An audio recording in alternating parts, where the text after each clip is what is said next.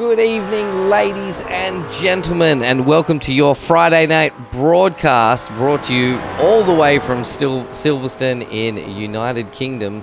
Tonight is your GT3 Mini Enduro series, where we see 25 top drivers take to the track for 90 minutes of non-stop action. Our round sponsor tonight is Racecraft, and as always, thank you to them for coming on board and helping support Sim Racing World. You have Nathan ShiBBy Howard, that is me, and Brendon Walton on comms tonight. How you doing, Brendo?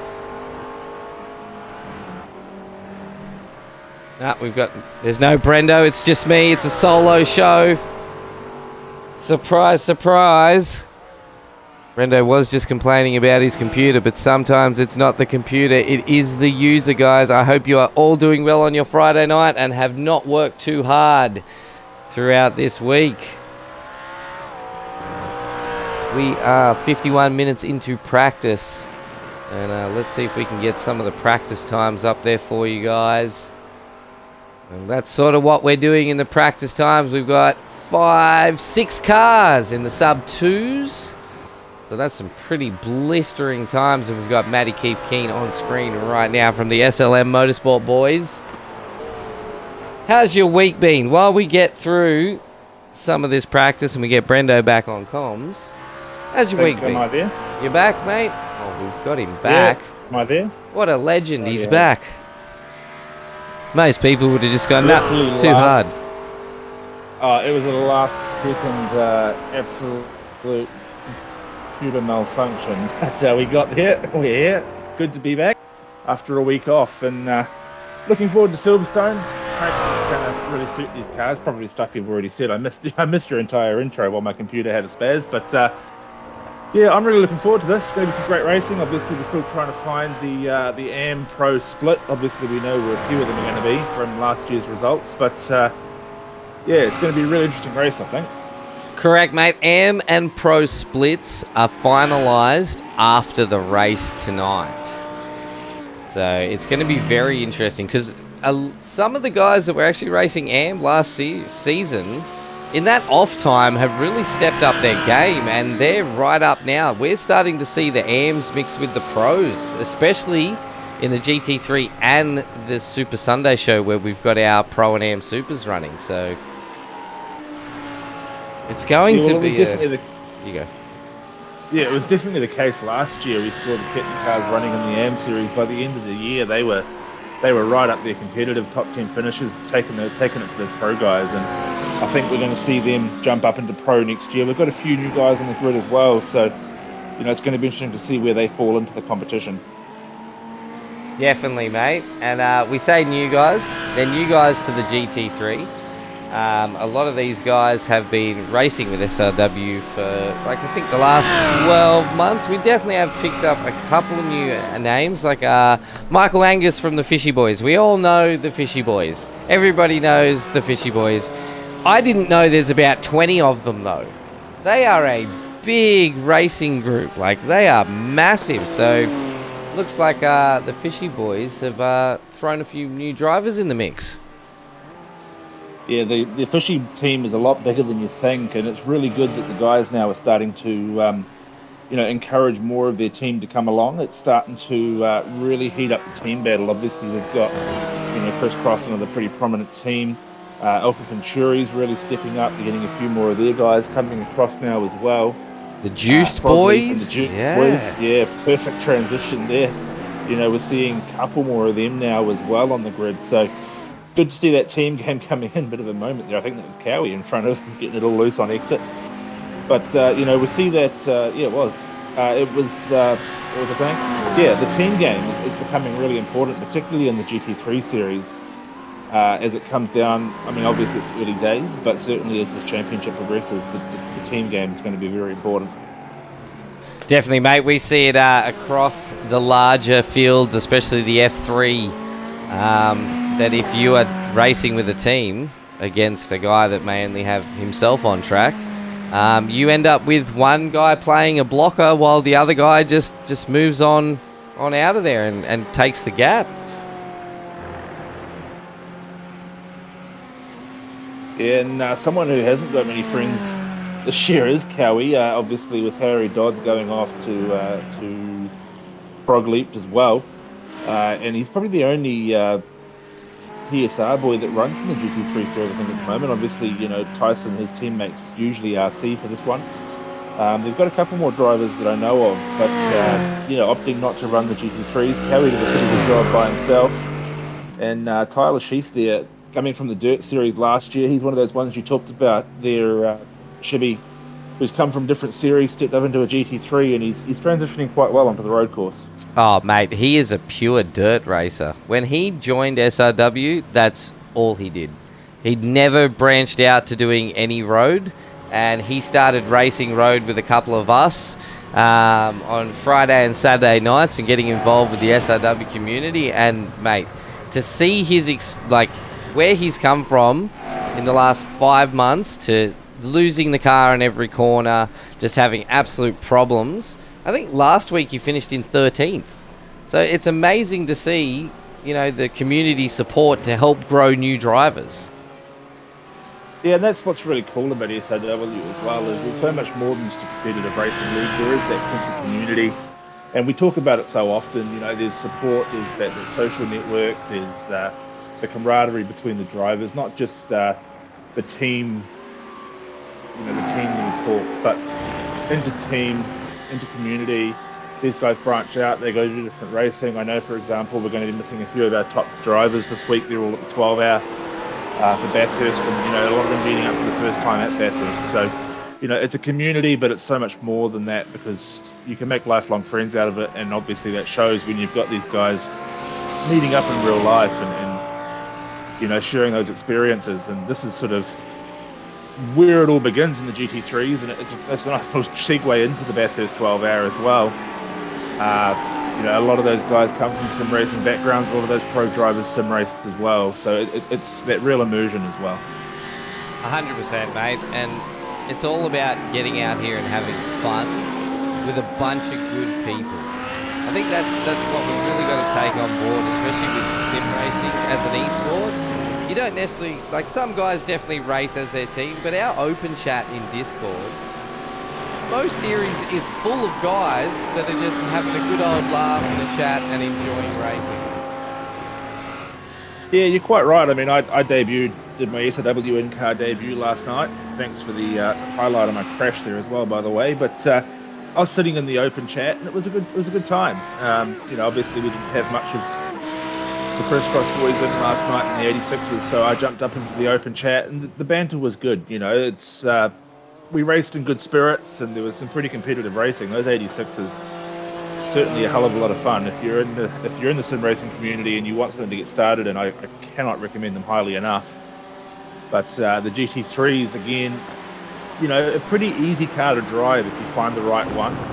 A bit of practice, bit of time in them, and you will find your rhythm. And that's what these guys are looking at doing now as they qualify. I thought that car was going off right there, but it was the pit lane. Pit lane, yeah. Yeah, so qualifying will start in about a minute and a half. These guys have got probably a lap left of their practice, and best time of practice so far is Thomas Sanderson from Alpha Venturi with a 1:59.98. So we have a sub 2 minute around Silverstone tonight. That's super quick for Silverstone. The benchmark around here usually sort of the 2 to 2:01 mark. So to be going sub 2s already in practice, that's lightning quick from Sanderson. And we've got some competition as well in Paul Warwick, currently sitting on a 2:00.8. So it's just under a second. And then it's another 2 seconds back to Ray Oliver in third. So a couple of guys really showing their dominance early in practice. Ray Oliver always one to watch, as is Kyle Ridley. Adam Simpson in the fishy car, another one in the field who drives quite well. Andrew Lydon, Adrian Loretti, currently sitting down in 13th and 14th, but expect to see them finish up a lot higher as well. Yeah, those guys actually jumped over from the F3 The Kitten boys love their Formula 3, and they have been outstanding over the last couple of series. And they thought, hey, let's give SRW GT3 a run for its money, and they've done extremely well. As we now will start moving into qualifying. So, guys, keep an eye on the times that will be appearing on the bottom of your screen as they all come out for... Gosh, I can't get a pit lane camera. Oh, Lord. Trying to do too many things at once. So, guys, here we go. We are rolling out for qualifying now. As you can see, all the cars fly out onto track to see who can get the clean air. So this is going to be quite tricky. We now have close to 30 cars taking to this track for a qualifying session. So this is going to be on like Donkey Kong, as they would say, to battle for clean air as well, and also to see if we get the teams sticking with each other, to use that slipstream to give that benefit to one of their team members to make it up the timing table. Yeah, I'm just going to switch from my McDonald's Wi-Fi to mobile data, so give me like 90 seconds. I'll be right back with you. You're all right, mate. All right, so qualifying has kicked off for our GT3 Mini Enduro. So this is 30 minutes of qualifying plus a 90-minute mini endurance race. So it's going to be interesting to see pit stop strategies.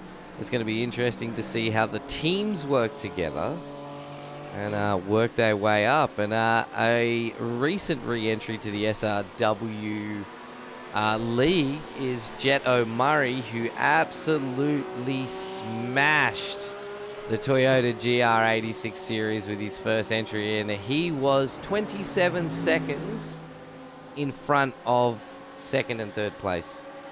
Absolute phenomenal driver, and I believe he's only 14, 15 years old. Like, he is still a youngin', but man, does he have the skills to take it to the big track. I also believe he does a bit of Hyundai Excel racing. So we've got quite a lot of guys in our league that also race real-life track racing, which is awesome. And the Hyundai Excel series seems to be the go-to. Anybody out there in our chat tonight got any real-life track experience? Right, can you hear me now? We can hear you now.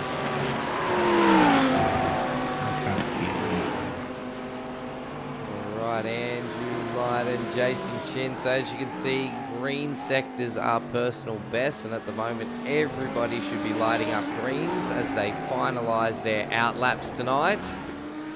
And then once they get onto their hot laps, we'll be keeping an eye on those colours.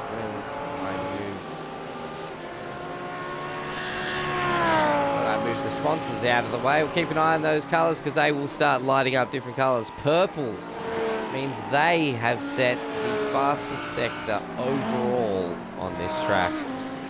A green is a personal best, and an orange is a... well, that's just a relative, isn't it, Brendon?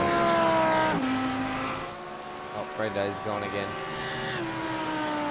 So Sanderson, Green, Riley are all starting to come through over the start-finish line. A lot of greens, of course, because they are their personal bests. Those purples we're going to be looking out for as Paul Warwick sets the first purple. So he is actually out on his hot lap now.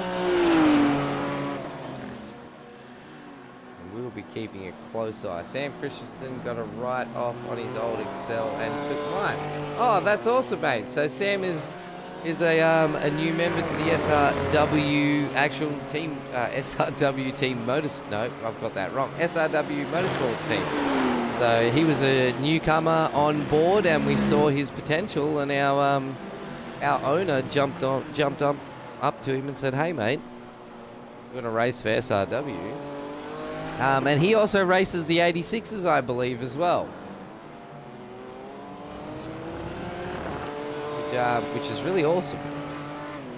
Wow, Matty King with a 243. Daniel Byrne at 261. Kyle Ridley at 268. Doug Grandpa Goins a 272. Paul Warwick a 273. This is how close this is in the qualifying already. Matty Keane in the fire-breathing dragon that is, absolutely smashing it out of the park. Alrighty, I think I am back. You think? Mate. I think that's good. You responded, so that must be positive. Yeah. Hey, mate, those first laps, though, it's pretty intense. The top 6 guys all within a second of each other, and not quite the sub-2 that we saw in practice, but setting the benchmark pretty high. Oh, mate, they are super, super close to hitting those Thomas Anderson just goes purple in the last sector as well, so he goes first. 2:0:11. That puts him to the top of the chart. Puts him in first. Alpha Venturi boys are very, very quick in these GT3s, and huge presence of Audis tonight. They have absolutely come out of nowhere after last season. iRacing has definitely done something good with this car. Yeah, you're quite right. Toddy and I talked about that round 1. It seems that the Audis become a very popular choice this year. Last year we had no Audis in the field whatsoever. It was all very much BMWs, Porsches and Mercedes. This year we have a really good split, a couple of Ferraris and then a couple of Audis. And it's great to see so many manufacturers. I think there was even a McLaren week 1. I can't remember who it was driven by, but it's great to see so many different cars in the field. It's Matty Keane. Matty Keane in the McLaren. There we go. Fire-breathing beast that is. I wish more cars shot fire out the back. It looks amazing. It's certainly unique. It's such a cool-looking car. And the sound of having, we've got six of the 8 manufacturers on track tonight, so it's great to see. Whereas last season it seemed to be very much like BMW and the Mercs sort of were the main car that everybody Merc, jumped Porsche. Three cars. Can't forget the Porsche, the crisscross boys. Evening, Mr. Leak. How are we doing this evening? Hope you're doing well, mate. Kicking back, relaxing after mate, you finished in P9 in the GR86s last night. So again, congratulations. Check that timing screen out down the bottom. Sanderson there with a purple split in the middle. On track to go faster again. This could be the first sub-2 of qualifying. Comes up to the line now. It's an orange sector. He really screwed up that last sector. 203 there, that last lap. Something went drastically wrong for him. Daniel Byrne currently sitting in 3rd. One of the kitten cars doing quite well at the moment also. Driver 808 of the Kittens. Yeah, he's actually the main GT3 driver for the Kittens team. So the Kitten boys are predominantly known for their F3. But yeah, Daniel Byrne is their main GT3 driver. Yeah, and that shows. He was running in Pro last year. He was super competitive. Always up at the pointy end. And we're seeing it again this year already. Some dominant performances. And I think, too, that the track series this year that we haven't really talked about that much, the Ashes, there's some really good tracks in the UK that suit these GT3 cars down to the ground. And then there's some tracks that just really don't. And that's going to be the challenge, seeing how those guys start to handle those less suited tracks. Yeah, 100%. So we were talking to Matty Keane last week, and he realised that this was not the right car choice. Like, it just wasn't correct for that track. So it's good to see the mix-up with Australian and English tracks, of course, because a lot of the time you wouldn't see, especially the V8 supercars, taking to some of these oddball tracks like we had. Knock Hill. That was crazy. Yeah, Knock Hill. Yeah, and I mean the GT3 series doesn't quite stick to the Ashes the same as some of the other, as most of the SW series this year. Obviously Winton last week, not really a track well suited. And again, we have Long Beach next week. I'm looking forward to watching that race. Obviously, they do sort of run in real life. But you know, for a sim race, when you've got 30 odd cars, up to 30 cars on the grid, it's going to be chaos next week. That's definitely one to watch. Make sure you tune into that one. Oh, I think you guys should be tuning in for every broadcast possible. This series has been an absolute banger from round one. Across all the series, everything has been phenomenal. TCR, I thought V8s were good for door banging. The TCR boys are just out there hanging it sideways, two wide, three wide, just getting it right up in each other's grills and pushing each other harder and harder. The TCR has been a phenomenal series this season. I think the 86s too, right up in that category as well. I mean, being out on track last night, it gives me a whole new perspective from a commentator. Actually, those guys can run those cars hard. And truth be told, Sandown probably not the best suited track. I was running the officials at Sakuba yesterday. Beautiful car track combination, did really well. Got into the car at Sandown, and I really struggled. Doesn't like the TCR. Sorry, the TCR. The 86 does not like the curves at Sandown, and just unsettles very easy. There's heaps of bumps that you sort of don't notice in a bigger car. But you know, when you get 2-3 cars going into a corner, you can run them side by side. You can sort of, you know, trade a bit of paint, and it creates some great racing. Obviously, the GT3s here tonight, not so much so, bit more of a draft and kind of power game, but you know, that's where the respect and the holding of racing lines, it's something we see these top guys here in this league do so often. They can race side by side and be super competitive. Oh, 100%, mate, and it gets better. It gets better every race. Especially we saw last Sunday with the Pro Am Super Series and our V8 Supercars. The mixing of Am and Pro from number 1 through to number 30 was phenomenal. And just watching these guys throw these V8s around a track that's clearly not designed or built for a V8, and the great sportsmanship and driving across the board was phenomenal. It's one of my favorite races this season to watch. It was a dream to watch. Yeah, I'm gonna have to go back and watch that one. I missed that obviously last week. I was kind of out of action with some moving house real life, so it'd be good to catch up now that I got a bit of time on my hands. But you know, also too, plenty of racing to look forward to as well throughout the rest of the season. And of course the NAS trucks and stuff, I think we haven't really mentioned yet. That goes quite well, gets good numbers every Monday night. Yeah. A bit, I don't want to say less competitive, because I know those boys take it very seriously, but bit more relaxed driving style, so to speak, and it's sort of something you can set your teeth into again. That's when the Discord chat comes in quite nice. You get that banter going while you race. The good thing is too, Scotty Rankin, absolute phenomenal oval racer, has competed in the top 50 in the world of IndyCar, and he loves getting in the trucks with the guys in open chat and chatting them through how to improve their driving, which we have a lot of drivers here in SRW that honestly do not mind getting in there. We run development leagues for a reason. We take drivers in from rookies for a reason. You don't have to be a pro driver to get out here and get on track with us. You can be a rookie driver, come on board, be respectful, and want to learn. And a lot of these drivers... Oh! Big moment from Pavlovic. No, Petard, just into the wall in the KFC Merc.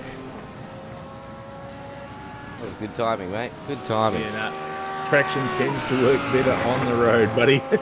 Yeah, we saw that a lot last night in the Toyota 86s. A tiny little bit of tyre onto that grass, and they were just snap steering straight across in front of other people. Oh, yes. It's certainly very tricky. But the other thing that I really like this year, and it's been really good to see sort of it be successful, are our Tuesday night developments. Obviously, it's going to be a supercar. You know, we looked at the grid week 1. I think there was like 12 cars. It was a pretty small grid really for SRW.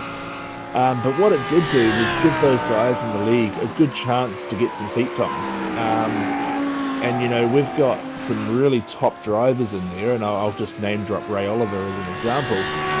Not really a vet supercar driver. So he decided, you know what, there's a chance here to race in a vet supercar. I'm going to jump in. I'm going to take that seat time, get familiar with the car. And I think he won the first week. Like I say, I didn't see last week, but you know, it gives him an opportunity to learn the car, but it gives the less experienced drivers a good chance to race against people of similar or equal ability. A lot of guys that probably would be too intimidated to race in the main game on Sunday rock up on Tuesday, and then when they feel comfortable, they can then jump into Sunday and other racing. So that's a really cool thing too. Yeah, 100%, mate. That's like being a development series and a development league. It's been fantastic to see a lot of the new guys that have come through, just like Tyler Sheaf, who have come through from a different class, never really raced, you know, V8s or GT3s or TCRs, and then see the community get behind them and give them a bit of coaching and teach them about setups, because like I can get a car around the track fast, right? Consistency is different. And also, I just run baseline setups because I'm really not sure what I'm tweaking with the car to make it any faster. But we have guys in the community that welcome new guys on, and they want to help them out and make this league even more exciting place to race. Setups are probably one of the hardest things in iRacing, especially when you don't know, you know, how to fix something. So, you know, for me, it's really good. I've got guys in the team.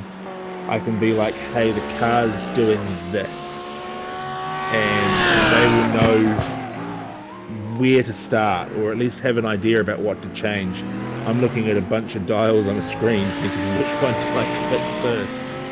And you know, it's not just in our team. There are guys within the league who will help you. By no means, I don't think we've got any professional setup builders in here, but you can obviously go to the likes of DRS and what's the other one? Yes, something or other. Yeah, Josh Thomas and his group. Yeah, there's a few guys there that do sell setups, which is quite good if you just want to get something a little bit better than baseline. But again, those setups, they're not catered to everybody. They do suit a driving style. I know I struggled with some of the, you know, raw shop setups because they don't suit me. But when you can get someone or sort of learn just the basics of tweaking, and it can make a huge difference actually, particularly in the GT3 car, because there's so much you can change. Then you go into something like a Mazda, for example, where there's very little to change, but that's when you start to learn, hey, if I change this, it does that, and that crosses over throughout the cars. Sanderson there, a couple of purple sectors, doesn't quite get his best time. He's out by just a few tenths of a second. Even though he's out by a few tenths of a second, that is not a slow lap at all. Oh, heck no, not by any stretch of the imagination. Doing very well as Sanderson, really stamping his mark. Kyle Ridley up there into second now with a 0.42. Matty Keane right behind him with a 0.43, so very close there up on the podium. Daniel Bird slips into fourth after that one. Michael Angus, another new driver there in the fishy car, sitting there in fifth. Ray Oliver down in seventh. Not always the strongest qualifier, but certainly a fighter when it comes to racing. Doug Gowan's running out the top 10 currently. Greg Barber sitting down in 13th place. That's a bit unlike him. Usually a little bit higher as well. Jed O'Murray is another name who's returning to SRW. Won the 86 race last night, so certainly a guy with pace. He'll be one to watch. Currently sitting down in 16th. Like, he's only a second behind. That's nothing. On a racetrack, a second is nothing. And that's the thing, we haven't really even touched on that, you know, like, so what, 201. So, yeah, the top 14 cars are exactly a second apart. You know, the whole field minus a couple, you know, within 2 seconds, which around a track like Sandstorm, around a track like Silverstone, that's a couple of corners. A couple of little mistakes into some corners, and that's 2 seconds. Oh, mate, just an accidental brake lock up, and the cars are on the back of you within an instant. Andrew Cowie there on screen in the performance he had, sim racing Ferrari. 3 green sectors, but I wonder if he's just run an off track because his last lap didn't count, and it looked like he was on a flyer. Jet Murray's on a flyer, actually. He's just jumped into second place. Into second. That was a massive jump. He went from 14th to 2nd. Jason Chin as well. Okay, these guys are really starting to push some laps now. It was very quiet. They all set extremely fast laps their second, third lap out. And then it went a little bit quiet. Everyone was sort of averaging off around the 2-minute mark. And now out of nowhere, Jason Chin improved. No. Peter Pavlovic about to set his first lap as well after a couple of off tracks. He's got green sectors coming through. No, he's backed out of that as well. So yet to set a lap time is Pavlovic. Cullen Hodgkinson. That's his first lap. He's yet to set a time in the crisscross Poolmaster livery. The Poolmaster still running last year's livery. Yeah, maybe. Let's just find out.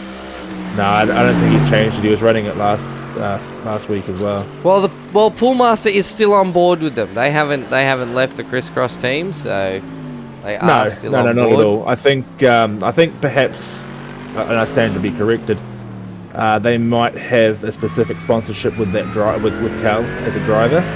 So he's kept that livery on, whereas the rest of the team has gone to a new 2023 livery. Cal's got a driver sponsorship, so to speak, and he's staying there with Poolmaster. It's good to see. It's a nice livery, actually, if you look at it up close. The Poolmaster livery? Yeah. Yeah, it does look very nice.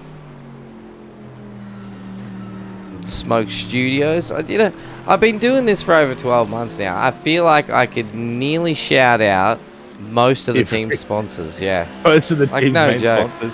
I've had a laugh with the ShiBBy in the background sometimes where they're struggling with their own sponsors and I start listing them off for them. Yeah. The ShiBBy though don't have a lot of their sponsors on the car, or if they do, they're very small. They're not prominent. Obviously with Juiced, it's very obvious. It's very easy there. In the Frog Leap team, and they've got another couple of minor sponsors. If you really zoom in, you can see them. But the ShiBBy have a pretty simplistic car, really, but simplistic but effective too, I must say. Oh, definitely. You know when they're coming. You can see them. Mr. Dead has chimed in. Sorry, mate, if this message was a little bit a while ago. He said, tough track. Well, I was talking to Mr. Greg Barber from the Crisscross team earlier in the Porsches. Man, the Crisscross boys love these Porsches. That he is not a fan. Not a fan of Silverstone at all. Was not keen, but he's out there and he's going to give it his best in that beautiful Shunts Crisscross Racing livery there.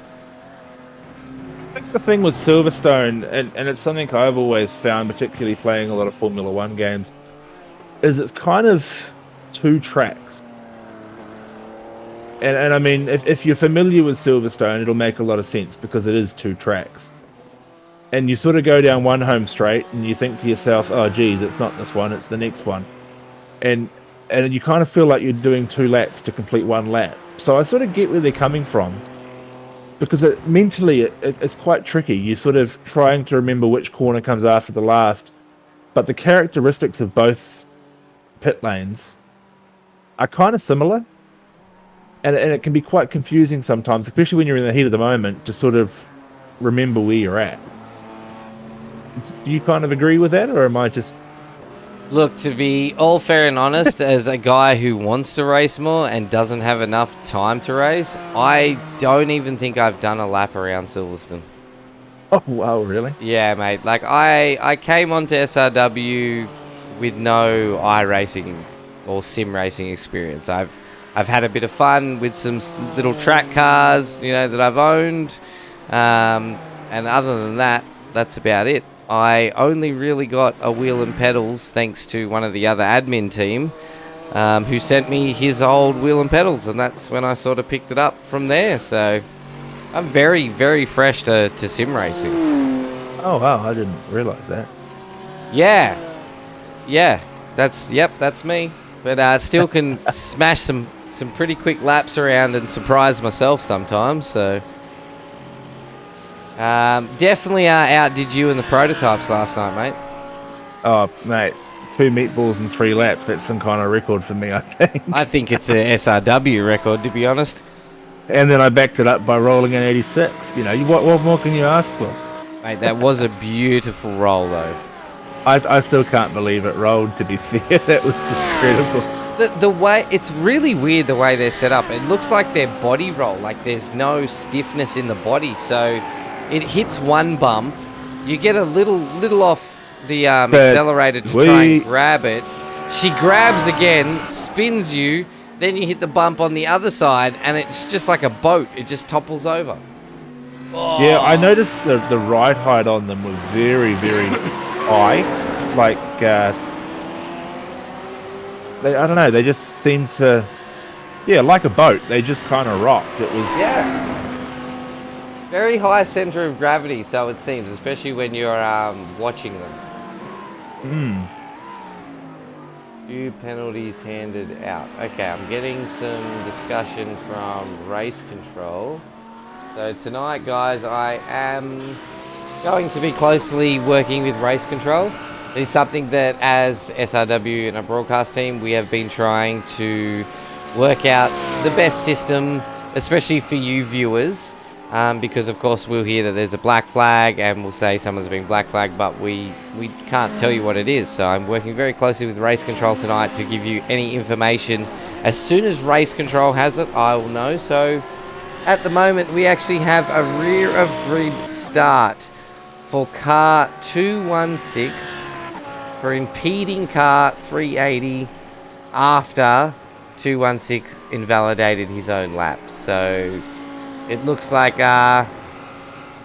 216. Let's see, I need my eyes to work quick. So, oh no, it was Patar. So Patar's got a rear of grid. So what's happened there? We haven't seen it on the broadcast. But Patar has ruined his own lap, essentially. Maybe made a unsafe no, he has, yep. So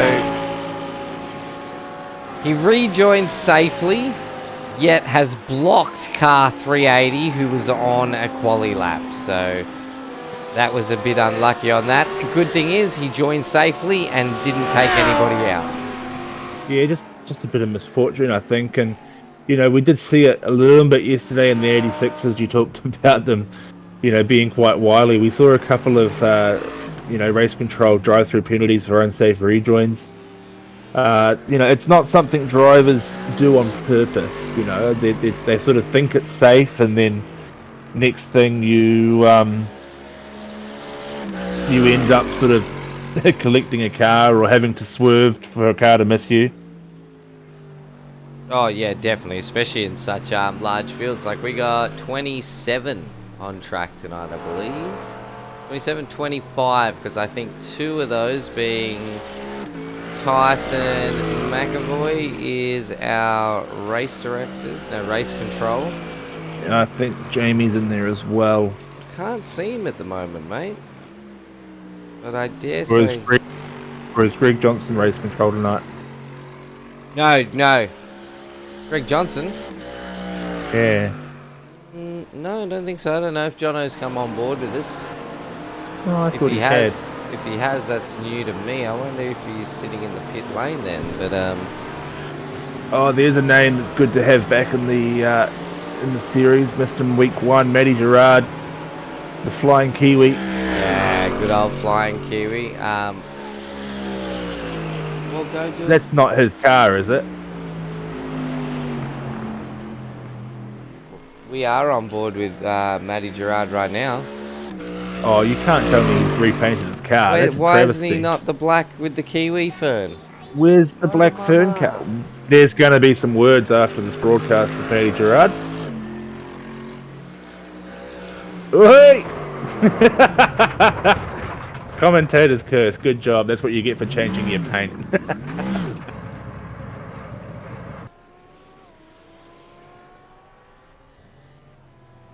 And 20 seconds left in qualifying, so Matty Gerard won't get a lap time down. So who have we got here? We've got Greg Johnston, Matty Gerard, Peter Pavlovic, Daniel Fritz, all yet to have set a lap time. A few cars left out on track, most in the pit lane now. Jet Murray sitting in second, not improving. Daniel Byrne is a green sector, so does Adrian Loretti for Kittens Racing. Adam Simpson out there for Fishy, also in oranges, so... Alright, I'm back. Sorry, I've just had a No, you're right. 3-year-old emergency. As the time runs down, it does look like the podium is going to remain pretty much as it is. Thomas Sanderson on pole with a 2:0:11. Jed Murray 2:0:23. Ray Oliver 0:27. Matty Keane just behind him with a 0:28. Jed Murray does go faster. He goes to a 0:22, but it's still only enough for second place. So the final few cars now crossing the line. Adrian Loretti jumps up a little bit. Where's he sitting now? I saw him move off the timing screen. Sitting now in 15th.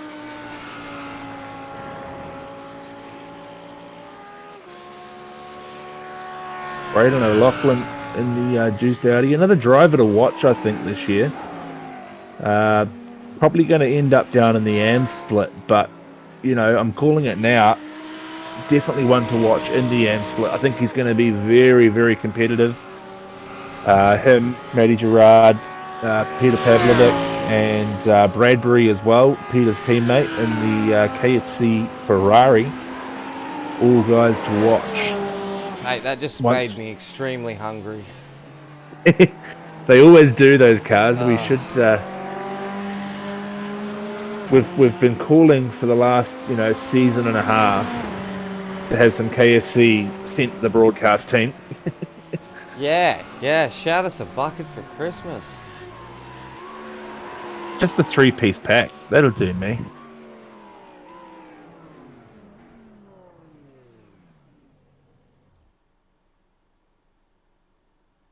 Three-piece pack, you reckon? Yeah, Spicy? 3-piece pack. Zinger Stacker Burger. Yeah, Can't Zinger go wrong with a Stacker. Zinger Stacker Burger. Must be an Aussie and Kiwi favourite, right? Oh, definitely. Now that's even making me even hungrier, man. Oh my gosh. I haven't had dinner yet. The time frames where it might be 8 p.m. for some people, it's only 7 p.m. for me, and I don't get home until 5 p.m. from work, so there's really not much time before broadcast goes live to spend time with my daughter and have dinner. So, Throw me a ripper. It's 10 o'clock at night here in Kiwi land. yeah, well, have you eaten? Yeah, I've eaten. Yeah, I see the point. It's Friday, finished work early, enjoyed a lemonade before I left. A lemonade? Yeah, not a lemonade. Lemonade is terrible. No. It was a yellowy coloured lemonade. Oh. I do enjoy those. I also like the golden coloured lemonades. Alrighty, so we'll go through our grid. On pole, Thomas Sanderson. Second place, Jet O'Murray. Definitely going to be a driver to watch. Ray Oliver in third. We know he likes to make his way through a pack. Matty Keane in fourth. Matthew Bollett fifth for Visceral Esports. Michael Angus and Fishy, top Fishy boy up there in sixth place. Kyle Ridley, Frog Leap in seventh. Daniel Byrne, the top of the Kittens cars, followed by Andrew Lydon in ninth. Paul Warwick in 10th, another Fishy driver. Doug Gowan's Velocity Sim in 11th. Ryan Green for Alpha Venturi in 12th. Jason Lamb 13th. Brendon O'Loughlin 14th. Greg Barber, one or two crisscross guys, in 15th. Loretti, the third and final kitten in 16th. Adam Simpson. 17, Dylan Gray. Tom Riley, Jason Shin, Bradbury 21. Cowie 22, Proctor 23, Cal 24, Jonathan Kelly 25, Sheaf in 26, Michael Loke way back down in 27th. That's not like him, he's usually a little bit higher than that. Matty Gerard, Pavlovic and Johnston round out the field. And we say a huge thanks to Tyson McAvoy and Daniel Fritz tonight, who will be your race control live on the scene as we are gridding up and getting ready to go live. Does look like, oh yeah, of course, it's a rolling start with the GT3s. I always forget that. I'm always ready for just like a foot to the floor, let's get going sort of start. Yeah, well, we certainly saw race control had a pretty busy night last night in the 86s. And that's not a very good start for Judo Murray there, blinking all over the screen. His teammate there in 6th place, so they look like teammates. Similar car number 80, Matthew Boylett as well, blinking out a little bit there.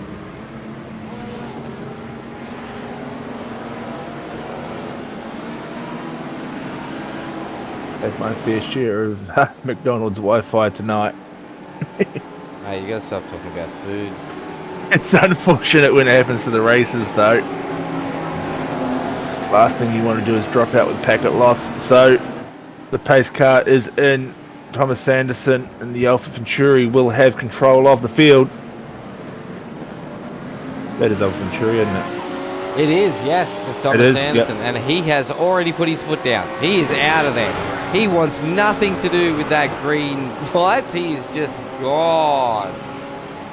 Judo Murray did really well catching the jump. He's tucked right in behind. Michael Angus gets a bit of a look from one of the is it Fishy car or no? Kyle Ridley. No, yeah, one of the juice cars behind. Fishy boy, yeah. Yeah.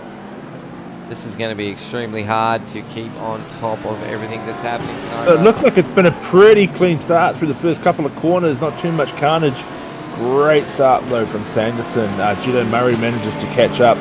Ray Oliver's closed that gap already, but the field does remain fairly tight. Oh, there's been an incident. Opened up to a couple of seconds, but Ray Oliver already put it back up to 1. A bit of an inside move there. Jet going up on Sanderson, tries around the outside. Not quite able to make it stick. A great shot from the back of Ray Oliver's car. Plenty of pressure now from Matthew Boylett. Uses all the racetrack and some.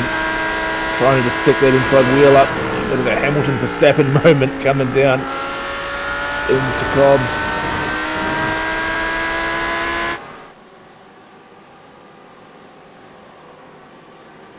And it's all been pretty clean so far. Good to see. Usually first lap jitters with the old cold tyres causes some serious issues, but a solid start. Daniel Byrne makes a move on Ryan Green here. They are still side by side. Looks like Ryan might just let Byrne get through as Brendon O'Loughlin is also getting into this fight using the slipstream there.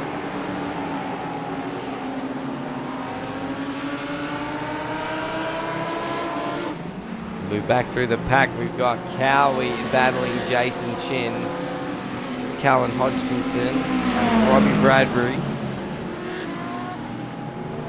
Jason Lamb is off. There has been a spin. Is that Jason Lamb? That is one of the SLM boys. It is Jason Lamb of the SLM boys. Has self-spun himself. Not taken out any of the pack, which is absolutely phenomenal on a corner like that.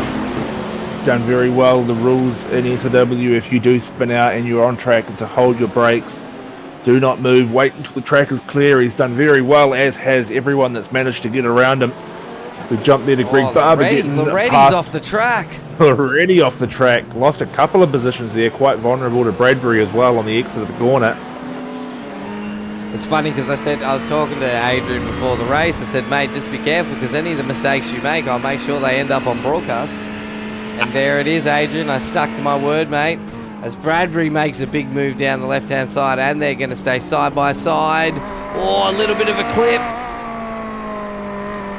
That's probably one of the toughest corners on the track, I reckon. Trying to get around Ludfield, Brooklands. You just sort of got to pick the right moment to hold the throttle. It's sort of a second or third gear corner, depending on what car you're in, depending on the entry you get. And it's all about carrying that momentum up the old straight.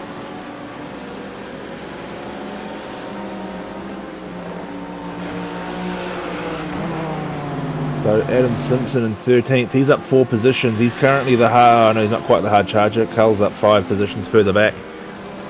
But certainly one of the hard chargers early on, making up a few positions. Going to be really interesting to see as the race plays out where the fuel game's going to come in. I believe these guys run a 70% fuel cap, so it does require a pit stop, maybe even 2. And Dylan Gray into the pit lane already early, so that's damage from his spin, no doubt.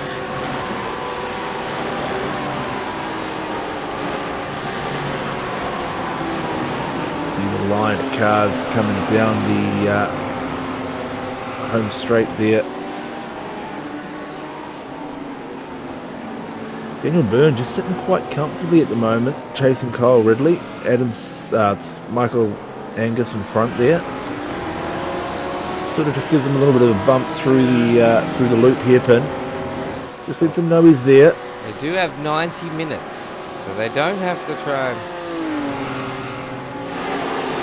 Yeah, and that's the thing, these guys show their experience. They don't want to give it all too early. Tyre saving, I think, is going to be probably more important than fuel here at this track.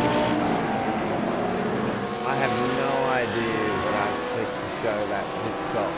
The thing at the bottom. That is completely new to me. Oh, usually shitty I comment. use this one, the pit stop strategies, but I clicked something new tonight. So, man, It's a very long pit stop. 50 seconds, so he's definitely taken some optimal repairs there. It's disappeared though, so it's obviously done something right. Peter Pavlovic coming out of the pit lane as well. I missed that one. Interesting. That was who was showing who was in the pits, right? No. That was Dylan Gray that was in the pit lane. That was the damage from that spin. No, that wasn't even him either. Oh, that's interesting. Oh, yeah. Don't know, that's interesting. So, Dylan Gray, 50-second pit stop. He's had damage somewhere along the line. Because there's no reason for a pit stop to be that long. Jitto Murray showing blistering pace out of the gate, as is Sanderson. Currently 209s.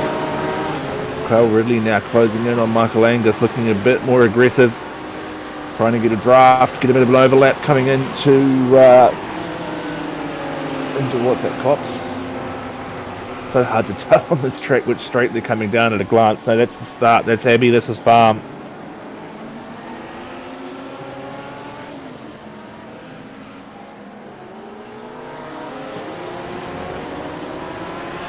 So Kyle Ridley now side by side with Angus. He's got the inside line in the straight, and Angus has got up on the curb. Lost a lot of time, left himself vulnerable to Byrne as well behind. Byrne thinks better of it, but it is a nice move there from Ridley. Gets the pass done. Bit of pressure, no doubt, applied onto Angus. He's forced the error.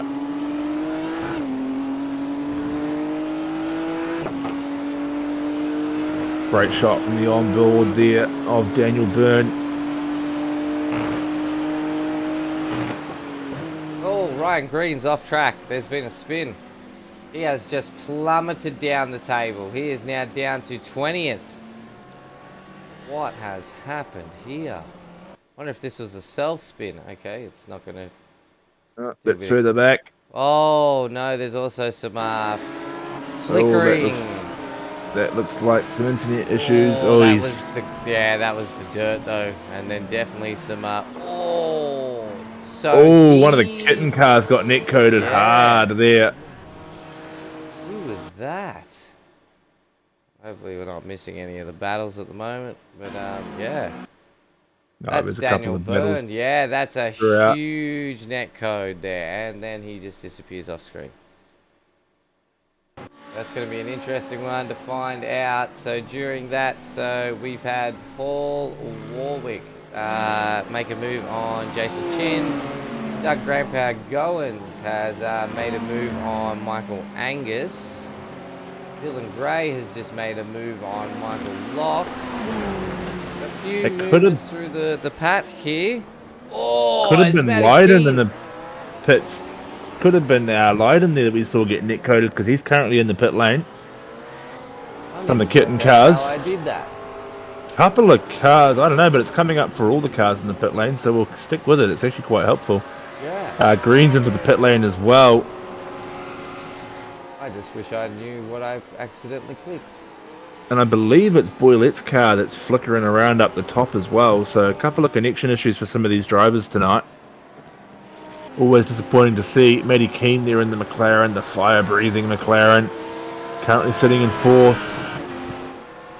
Kyle Ridley closing in on him. Boylette there in the Porsche, currently running in 5th. So, car 101, who's Jason Lamb. Past speed pillar at turning point of last chicane. Car 6 turns in, causing 101 to spin. Contact causing disadvantage. So there was a drive-through penalty issued for car 6, Dylan Gray. Right, so that would explain him going through the lane. Yep, and then car 111, which was Ryan Green, loses control while rejoining. Contact is made, causing car 701 to spin. So drive-through penalty for car 111. So that was Ryan Green again. As these boys go side by side. Wow, 3 wide. Bit of lap, this is dangerous. Bit of lap traffic there, I think. Oh no. Oh, contact. Matty Keane and Boylette goes around. They both fall right down the chart. The lap car comes away victorious there. Meanwhile, the front runners find themselves spun, and Boylette's going to be holding the brakes there for a while. He's going to have to let the whole field go through unless he can find a bit of a gap in his relative. He's got 24 seconds there now to Lamb, but it depends on where that early lap traffic's sitting in. So Tom Riley in 13th there, and Alpha Venturi gets a bit loose on exit there in the BMW. That's a bit of a surprise. That car's usually pretty stable. No, Adrian Loretti looks to be off track as well, unless that was a pit entry. But nah, that's not pit entry there. That's going around the loop. So why do I keep trying to call it Sandown? Call it Sandown, mate. It's Silverstone. That's like I've done that a handful of times already. Silverstone proving to be difficult for these guys in the early stages. We're only 10 minutes in, and already we've seen plenty of unforced errors, couple of mistakes, and a bit of a crash now as well. Cowie there making a move. Gets one over on ShiBBy. He'll probably hold on to that, coming through the inside. Come across, take the line for the second part of the corner through Lutfield. Yeah, well executed move there from Cowie. In the Performance Sim Racing Ferrari, and Tyler Sheaf not fighting it too hard. He's going to let him through.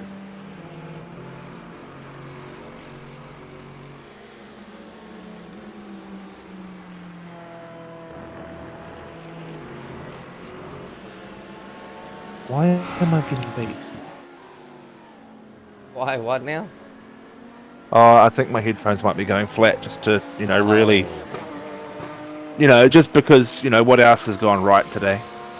It's Friday, mate. Everything's gone right. It was the last day of the work week for most people, including myself. Wow, there's a lot of people pouring into the pits. 12 minutes in. Wow, that is a lot of people going into the pits. I've got a 6:30 business flight in the morning, so it's not quite that luxury for me. I'm just wondering if there's a safety car on track, perhaps, because... that's a lot of cars. Yeah, Tyson McElvoy is up on track, so we've missed something there. We've missed a trick. Everybody diving in after 12 laps. Oh, he finally updated his picture too. Well done, Tyce. That would be the only possible reason I could think of for that many cars diving in after 12 laps. Yeah, so I see here he has jumped to pits 14 minutes into the race. Or, no, wait. 14 minutes into the session. I just wonder if that... I wonder if this is that to... big net code. That big net code would be my first guess. Yeah, because I think Daniel Byrne, which I do believe is the guy that got net coded, probably would have suffered some serious damage at that point. There's also an incident between Matty Keane and Matthew Boyler. Let's just have a look at some of these and see what we can see. So this was the spin we did see live on the broadcast. I don't think these guys... Yeah, these guys both got away from this safely. Yeah, Boylan's sort of got right at the back of Keane there. He's given him a bit of a push, unsettled the rear end, and they've kind of just latched together by the looks of things. And we know they both got away smoothly. So this is Loretti, Adrian Loretti from the Kitten Boys. Is he going to self-spin himself here? So this is coming through Village and Loop. Yeah, he's just taken the loop way too hard. He's done pretty well to save that, really, to be fair. Hasn't cost himself too much time. So they're the only two real incidents that I can see. I'll tell you what. Let's see what race control. Tyson got Tyson here in the safety car on the broadcast. Tyson, this bit of a safety car broadcast intervention. What's the cause of the safety car, mate? So we had a car off at the final corner who rejoined the track, and he was in a very dangerous spot. So we thought it was safe just to deploy the safety car to get that car back on track without causing any drama, because it's a pretty big field tonight, and you know, it's safety first.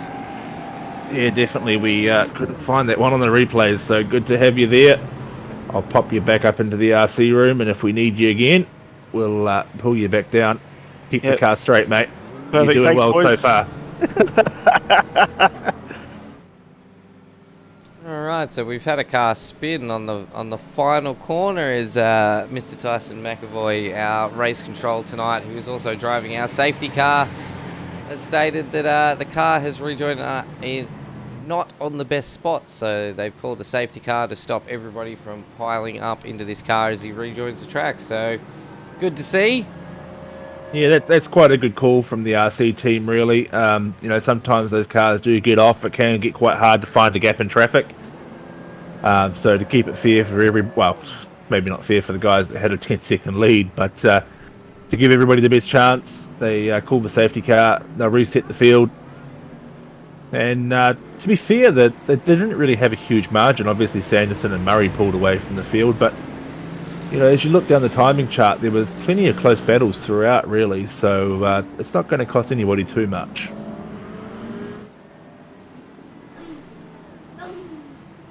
I've got a guest speaker with me. I was going to say sound effects machine. No, my 3-year-old daughter absolutely loves getting behind the wheel herself and having a bit of a drive. So she's now sitting on my lap watching some of the broadcasts with us. You love driving, don't you? Yeah. Am I going fast? You little speed demon? Are you being good for Mama? Oh no, she's just put me in the car. Oh, that's classic. Ali, it's bedtime. Yeah, we can do racing tomorrow because we're home tomorrow. Daddy.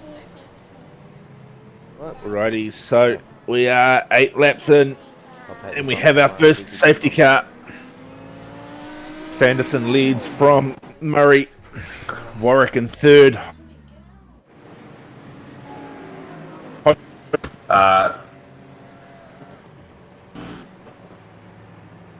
Think Headed, that's why. safety car might be heading back in. Come on, go, Mama. Sanderson stayed out. Murray has stayed out. Warwick has pitted on lap 1 and then stayed out. Cullen has not pitted. He's moved up 20 positions now, currently sitting in 4th place. So we'll see how that strategy plays out for him. Jason Chin also deciding not to pit, sitting in 5th. Matty Gerard moving up into 6th. Daniel Byrne, he did the pit group, or pitted group, in 7th place. Leading Michael Angus, Adam Simpson, Ray Oliver rounding out the top 10. Tyler Sheep also not pitting, currently sitting back there in up 14 positions from the grid. Looks as though Tyson pulling away in the promo department safety car, which will give Sanderson control of the field at 90 kilometres per hour as we come up around Stowe.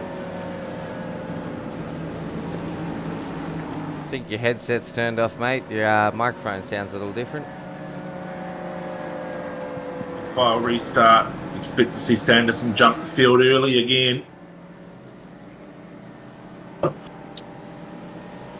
I believe the restart line is from the apex of the final corner, so he's not going to jump too early. Obviously the apex of club is pretty arguable because it's kind of a double apex corner. Yeah, he certainly opened up a little bit of a gap there quite early on.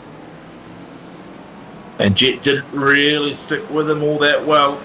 Certainly not the best restart from Jet when you compare it to the initial start of the race. Sanderson's pulled himself out a half a second gap already on the field.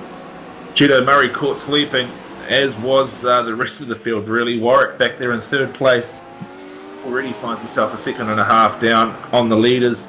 Big gap back to Cal behind him as well, almost a second pulled out there as well. So the opening four really splitting up off that restart. And there's been an off track further back in the field. Greg Johnson, I think it was.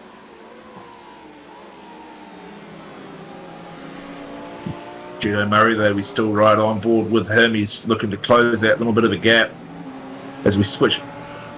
Who are we switching to? Adam Simpson there. Trying to get one over on Michael Angus. The two fishy cars running together at the moment. So I think we do see quite often in the GT3 series as the teammates working together, trying to hold track position. And they have got Danny Byrne, driver 808, in front of them. He's certainly not going to give the position up easily. And then we've got Jason Shin in the fishy Ferrari. So three fishy cars there, all in pretty close proximity on track. It's unusual to see the kittens together, actually. They're quite prominent at running side by side.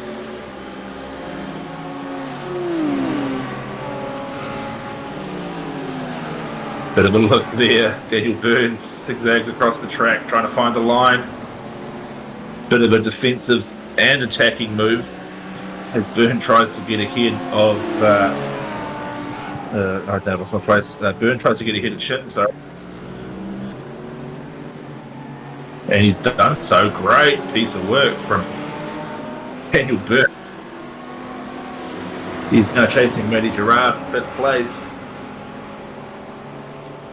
And all of a sudden, Ray Oliver on the back of the fishy boys splits one up through. And his teammate Kyle Ridley's going to have a crack as well. Gets the move done up to the inside now of Village. And Adam Simpson there in the purple fishy BMW gets the move done as well.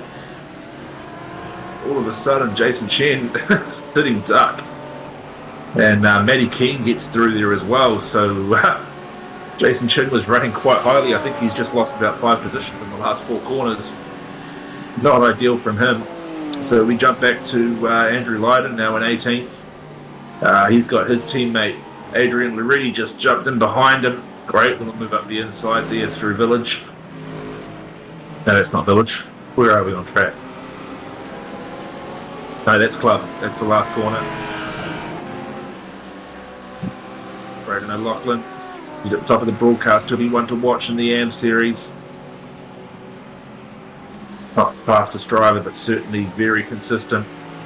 He's currently chasing down Greg Barber.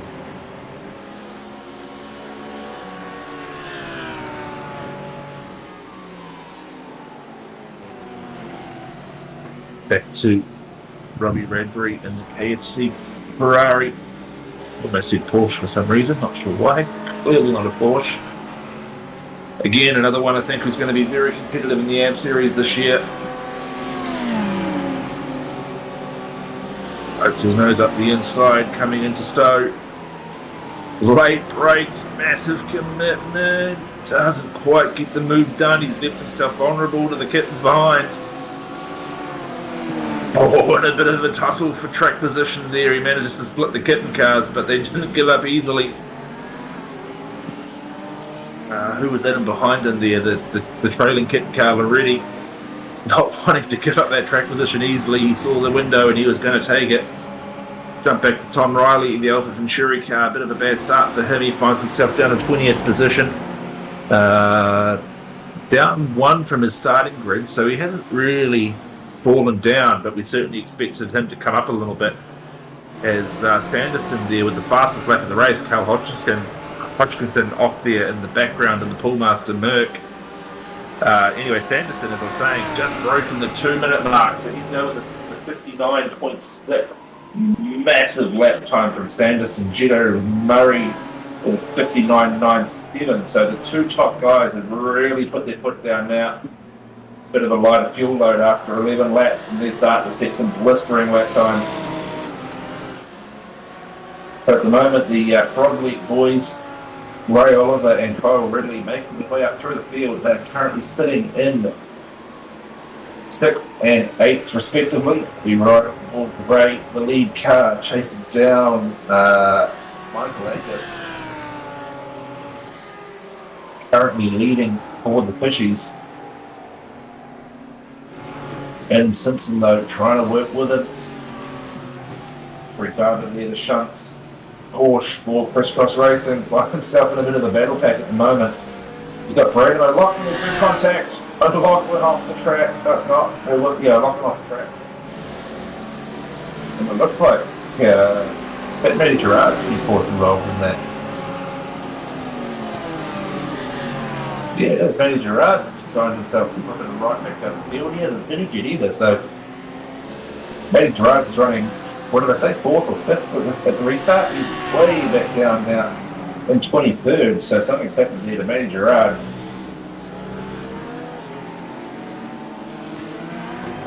Great little battle going on here now with the kitten cars. Jason Lamb, Doug Gowan's involved as well. Matty Gerard goes into the pit lane, as does Pavlovic. Probably a little bit early, I would think, to be making a stop. It's not quite half an hour into this race.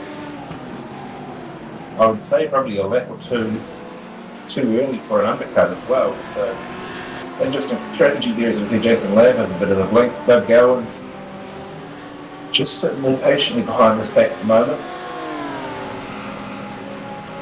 It's a good little battle pack, 4 or 5 cars, but no one's sort of making any massive gains. Obviously the first sort of pit window for these cars will be coming up shortly. These guys are sort of the lead, or sorry, the lead group of those who did.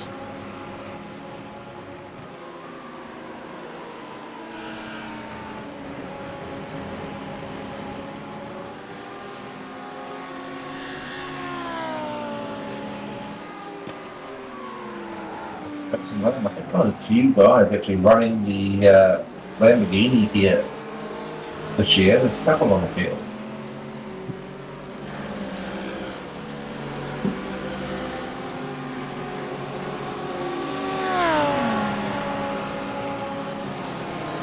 Might see if we can get ShiBBy to chuck us an in-car and we'll go for a full lap around Silverstone.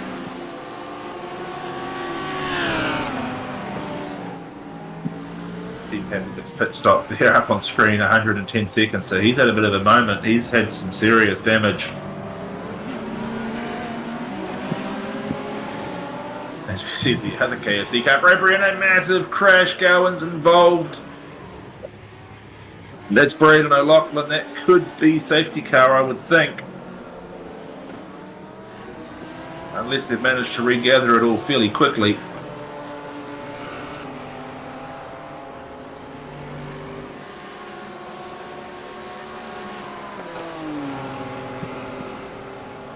Jump up to Adam Simpson now. Currently running an 8th.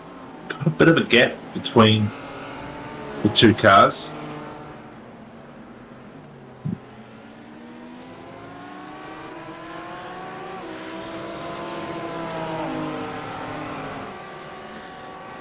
Doesn't seem like there's going to be any safety car from that incident we briefly saw.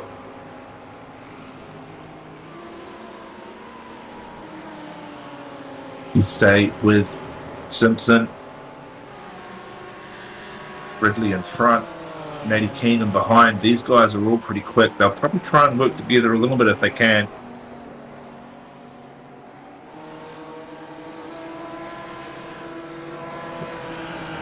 Chasing down Michael Angus ahead of them. Daniel Byrne currently running in fourth. At the moment, though, it's all Sanderson up the front. He's got a 5-second advantage on Gito Murray, so certainly showing his dominance there. Gito Murray doesn't have that much of a gap over Warwick, so currently just over a second. But Simpson now closing in on Ridley.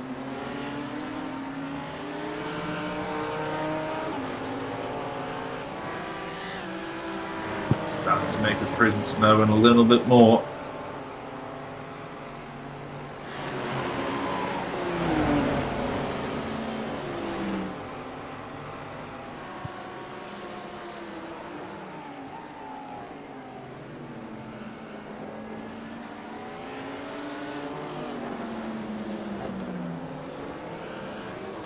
So Simpson still trying to close this gap.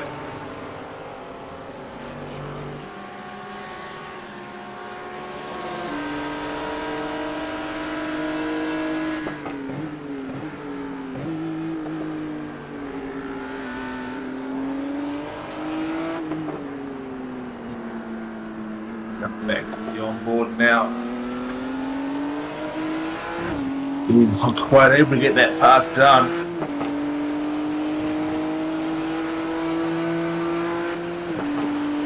I think ShiBBy's gone a little AWOL at the moment,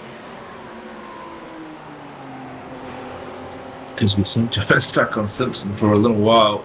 Plenty of other action happening around the track. Ray Oliver closing in on Angus.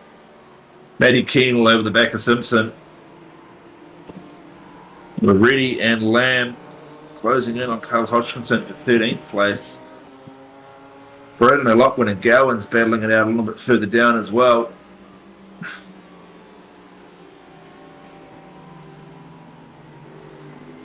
Jason Lamb here in 15th. Whee! That looked like a bit of a sideways moment for Loretti coming through the corner. Did well to keep it pointed straight. He's trying to get the move done over on Carl. Tucks right into the slipstream, last minute dive, heavy under the brakes, into Stowe, doesn't quite get up beside him though. Oh, big step out there, coming down into Vale on the outside line. Not going to get it done. Great defensive driving there from Carl Hodgkinson. Ray Oliver, 6th place now in the Audi, looks to make the move on Angus. Has been stuck behind him for a few laps now. Just not quite able to get that opportunity. Looks for a bit of a crisscross through the loop. He really unsettled on the exit. Hard to get a run down the straight there when the car's unsettled like that. And Cal there now dropping the position. That looks like it was through Valley. So Loretti gets that position, and Cal's had a bit of a really rough ride there. He's lost out to Lamb, and he's also lost out to Lydon. So Ryan Green transits through the pit lane. Matthew Boilette also in the pit lane currently. And we jump back to Cowie in 22nd. He's just got past Sheafy again. So obviously somewhere in the cycle they have Cowie ended up behind them again.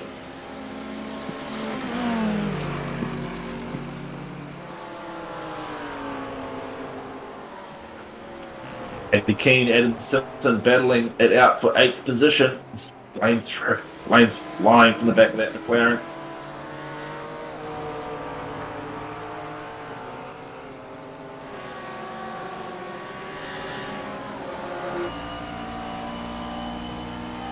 Little on board there in the McLaren, certainly one of the most simplistic cockpits probably in the GT3 series.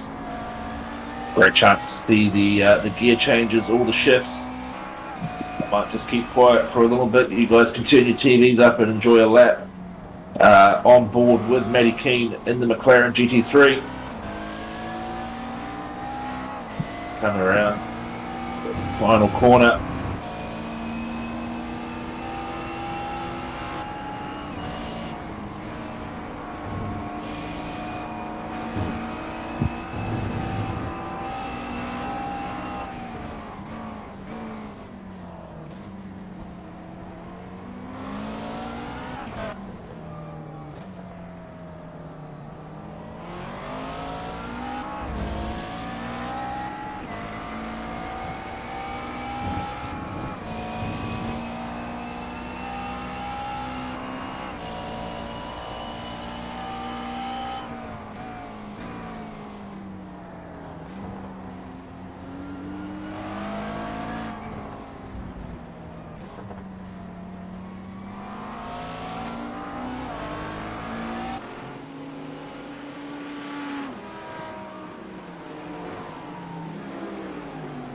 Three wide. Walton on the inside. That looks like Loretti coming off the track. Jason Lamb gets the move done on Pavlovic. Pavlovic tries to get the crisscross, comes back through. Oh, put my mic on. It might tend to help. Great three wide action there. Loretti makes the mistake off the track. Peter Pavlovic trying to find a line underneath Jason Lamb to get that position back.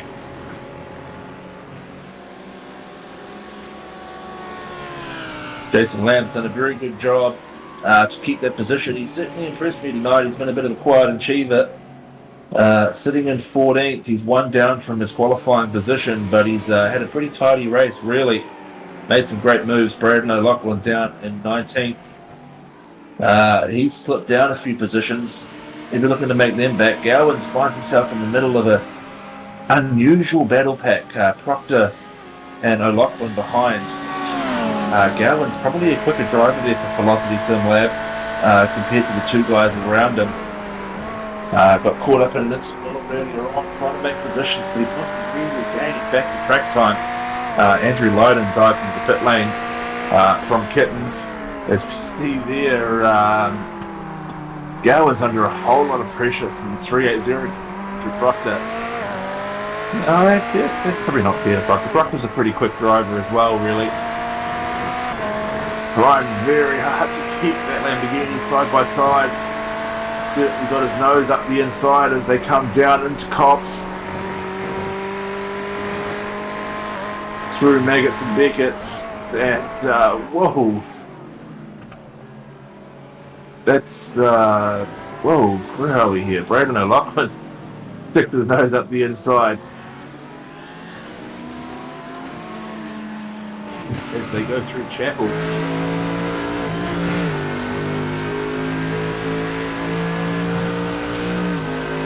And Carl Hodgkinson finds himself in the back of that pack as well. Down through Vale into Club. Whoa, yeah, Peter Pavlovic's around. So there's been some contact there between Pavlovic and who was it? Who's gone down? Lamb, Jason Lamb, and Peter Pavlovic have had some contact, resulting in a spin. So a couple of free positions there. Pull the replay up. We'll see if we can get that one.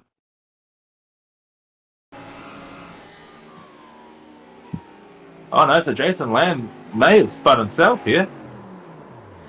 Yeah, that's what happens when the commentator gives you a little bit of praise. Oh, and Pavlovic's just nailed him. Bradbury's done pretty well to miss the oncoming flying car. And safety car, I'm guessing, has been called while we're watching the replay. Car's diving into the pit lane now. So we ride on board with Pavlovic. Season spin, yeah, he's got, well, it doesn't even look like he's braked, but even if he did, he really had nowhere to go.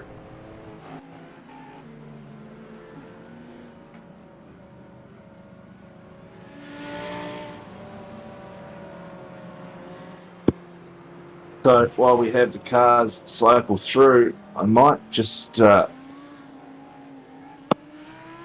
I pull old mate down?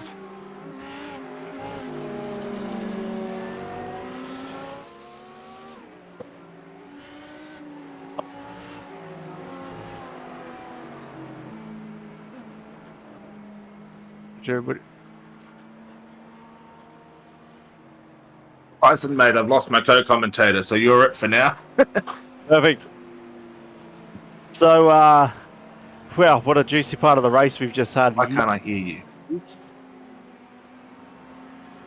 And it's going off, Brendo. Oh, no, there we go. Oh, sounds like Brendo might be having some internet problems. Anna, you there? You got me? Yeah, we got you now, mate. Loud and clear. Anna, my... Nope, sounds like you're going again. So, ladies and gentlemen, we're under safety car here, and we've had a few incidents we're still trying to catch up on, and so far we've got a pretty awesome race ahead. So, 50 minutes still to go, and there's been plenty of action on track.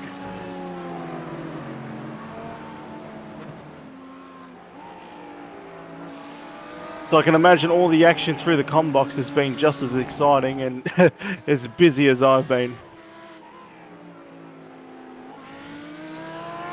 Okay, that guy's in friendly. He just passed me on left flags. So you saw it here live, guys.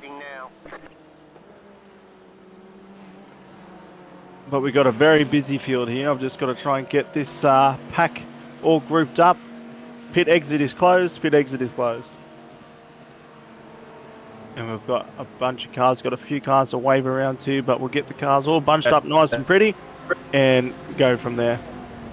You can hear Brendon slowly coming back. Right. Have you got us, Brendo? No. Well, what a perfect time to have some problems while we're under safety car. The race is kind of paused. So our leader at the moment is car 205. So I must say, talking and driving is quite difficult. Am I back? But Brendon sounds like he's back. Oh my god, this has just been the worst exit is night open. for the internet connection, man. Ah, jeez. Well, I was glad I was able to drop you in, Tyson, while my computer had a bit of a spaz. My pleasure, mate. Mate, I tell you, it's been a struggle tonight. It's Friday night and nothing wants to work. Oh, that's right. But I'm going to have to go back up to the comm box and sort all these dramas out while I'm in the yellow, so I'm going to leave you to it. Yeah, I'll pop you back up, mate. Thank you. Alrighty, well, I'm back, and my internet's still not working well. It's certainly been a bit of a struggle. The joys of trying to get things done on the internet.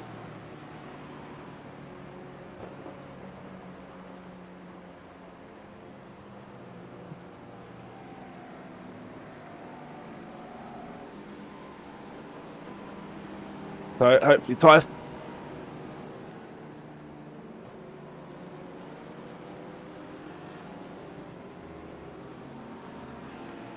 like the safety car is about to make its way back into the pit lane.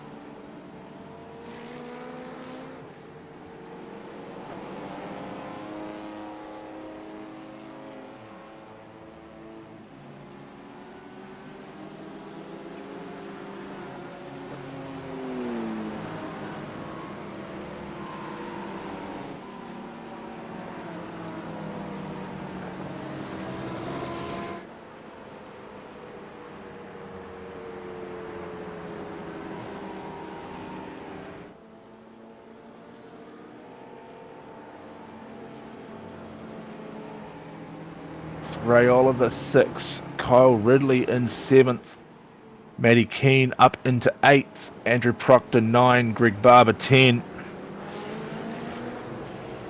And as we approach the halfway mark, it's probably a good time to be taken on fuel, really, to be fair. Those who can fuel save would be scary close to making it, I would think. Especially if we had another safety car intervention in the next 45 minutes. Oh, I hear a ShiBBy microphone. I know that sound.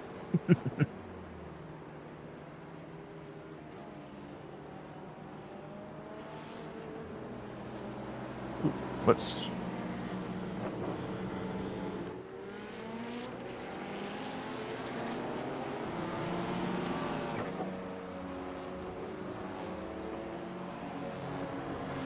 But at the moment, it is Fishy 123 as well, which is something I didn't quite notice before.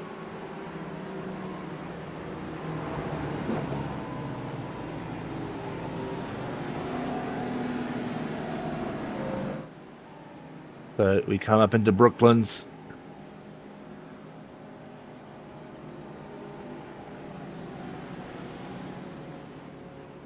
Around Lutfield, and I do think we'll see this pace car in this lap. So it's Angus, Warwick and Simpson, the three Fishy drivers, leading off. The Kitten boys, Byrne and Lydon, sitting in 4th and 5th. The team race is on. Ray Oliver and Ridley behind them as well for Frogleap Juiced. All the team cars together. Proctor and Keane together. Greg Barber, Dylan Gray, Chin, Gerard, Sanderson down in 14th after his pit stop. Lost quite a bit of track position. Gino Murray sitting in 16th. They're separated by Loretti in 15th. And then that battle pack we saw down the back. Tom Riley, Bradbury, Gowans, O'Loughlin, Cullen Hodgkinson, Cowie will now be on the back of that battle as well. There's been some great racing down the back of the pack. Always really good to see. Oh, there's been a safety car incident. Oh, that's a big safety car incident too. That's Pavlovic, looks like. Has had the rear end taken off him. That was Johnston. And that's huge. That's going to be a drive-through penalty for sure. Pavlovic probably with significant amounts of damage there.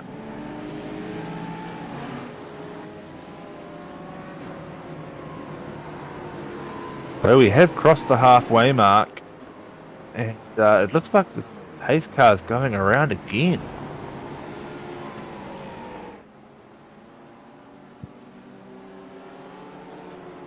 You see there on the timing screen, Peter Pavlovic crawling around the track. So he's obviously taken significant damage from that shunt. Oh, that's better. I've just taken my headphones off. I can actually hear myself think now. It's great. The only problem with expensive headphones, the noise cancelling is so good.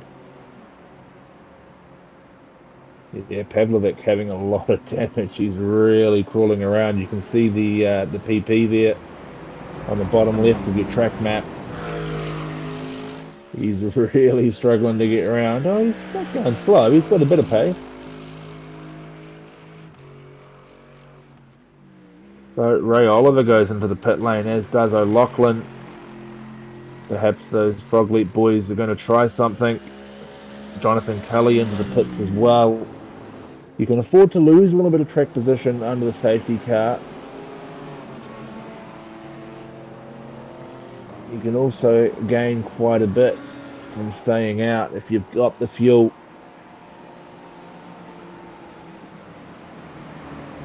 Be interesting to see how these Fishy boys are going to play the game. They'll know the kitten cars behind to be wanting to get through. You've got the top 5 cars, all BMWs, followed by an Audi, followed by the McLaren.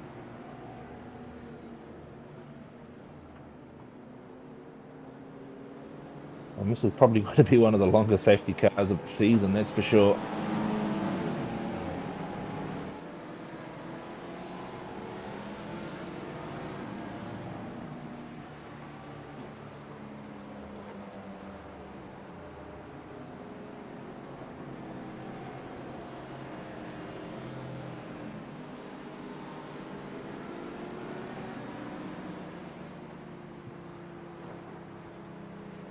Pavlovic now in the pit lane. Expect to see him here for a little while. He's going to have significant damage on that car.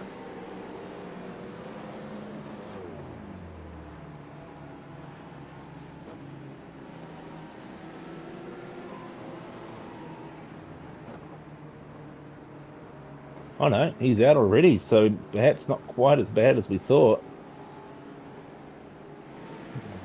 So just looking at where he's come out on track, I don't know if he'll be able to catch the field.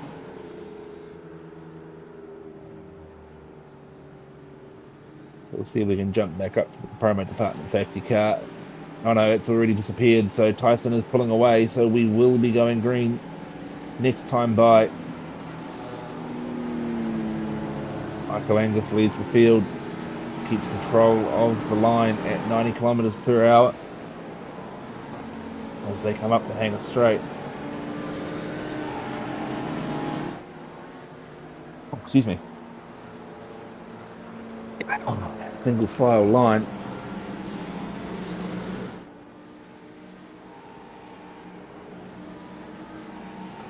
And again, the green flag will come on from the apex of the final corner. We saw Sanderson get a great restart last time.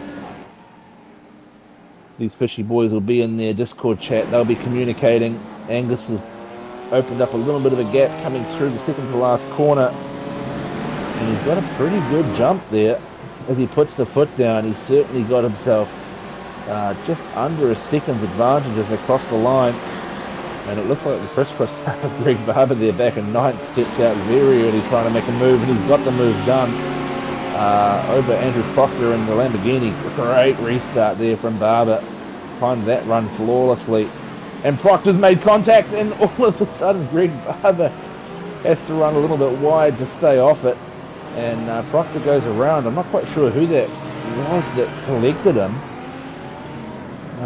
Could have been Thomas Riley, I'm thinking. Just looking at names I'm not familiar with, and car liveries I don't quite know. Judo Murray there in the Porsche, one of the quick guys making his way back up through the field, gets one over on the ready. That's the outside line around Butfield. Tries to go for a bit of a crisscross, doesn't quite make it, going to stick him behind. Try and get a run down into Abbey. Uses all the curb there, and it looks like he's got the overlap.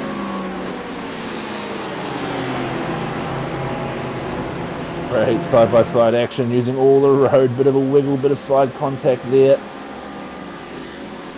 Bit of rubbing racing, these cars don't particularly enjoy that. Thomas Riley in behind there for Alpha Venturi. He'll be wanting to get up into this action as well.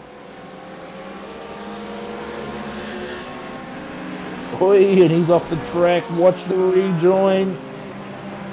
He'll probably have an iRacing slowdown there, I would think, cutting that corner. Doug Gowan and Bradbury. Bit of a battle there. Up hanger straight. Bradbury takes the inside line, gets the move on Gowan. They'll both get Riley there. No doubt that iRacing slowdown being served around the outside. We jump up to Loretti now in 12th position. He finds himself in the middle of Matty Gerard and Jason Chin. Still can't quite get over the fact that Gerard painted his car, although bright pink, or different pink, kittens at least, does still stand out. And there's been contact. Ray Oliver's been collected. Looks like Johnson in the background there. We'll switch up to the replay. We'll see what happened there. Yeah, Greg Johnston there in the Mercedes. Oh, he's lost it all by himself. Ray had nowhere to go. And both of the Froglet boys making contact. That'll be O'Loughlin running into the back of Ray Oliver. Really cost Ray Oliver there. Big contact. O'Loughlin comes away relatively unscathed. Takes the pass on Michael Locke there, moves up. He's still fighting for it. Gets it done.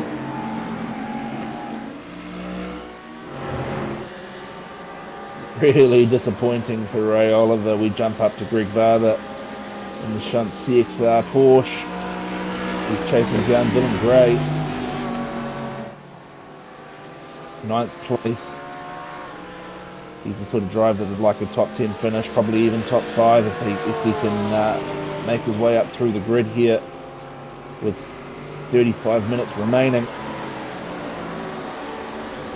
Under a bit of pressure from Sanderson behind as well. Obviously Sanderson, one of our quicker top runners, driving for Alpha Venturi in the Audi. Further back we've got Loretti. Again, trying to make moves. Loretti's always been in the action tonight. The Kitten boys have really been pushing hard. They've had some great battles throughout the field. They've found themselves up and down a little bit with the pit lane shuffle and the timing of the safety cars, but he's certainly looking great racing. He's all over the back of Jet Murray, who we're right on board with now, chasing down Matty Gerard. Oh, of course, Matty Gerard signed for velocity. That explains the change of paint. That makes more sense. I still don't like it. Still prefer the black silver fern car. Good to see Matty Gerard in a team though. Velocity's a good team. He'll do very well with them. He's a very consistent driver.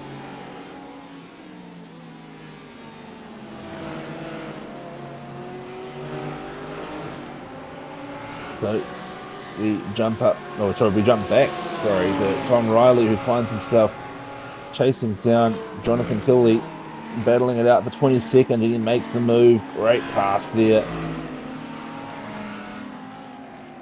And O'Loughlin gets through as well. Oh, so Killey, another one of the Frogleap boys. Didn't quite realise that. Why has Greg Barber got Stephen McCartan's photo on the top of the visor in the Porsche? Oh, that's a sick, cruel joke from Hitchcock Team Painter. And it looks like he's got an oval map there, up there as well, just in case he gets lost. Looks like a Daytona track map or something. Yeah, it looks like a Daytona track map. And yeah, team boss Stephen McCartan. I don't know whether he's up there for inspiration or a reminder to keep your eyes on the road. Probably the latter. That's a clever. That's really amused me. That's quite well done. Ray Oliver there, big dive on Sheafy, sorry.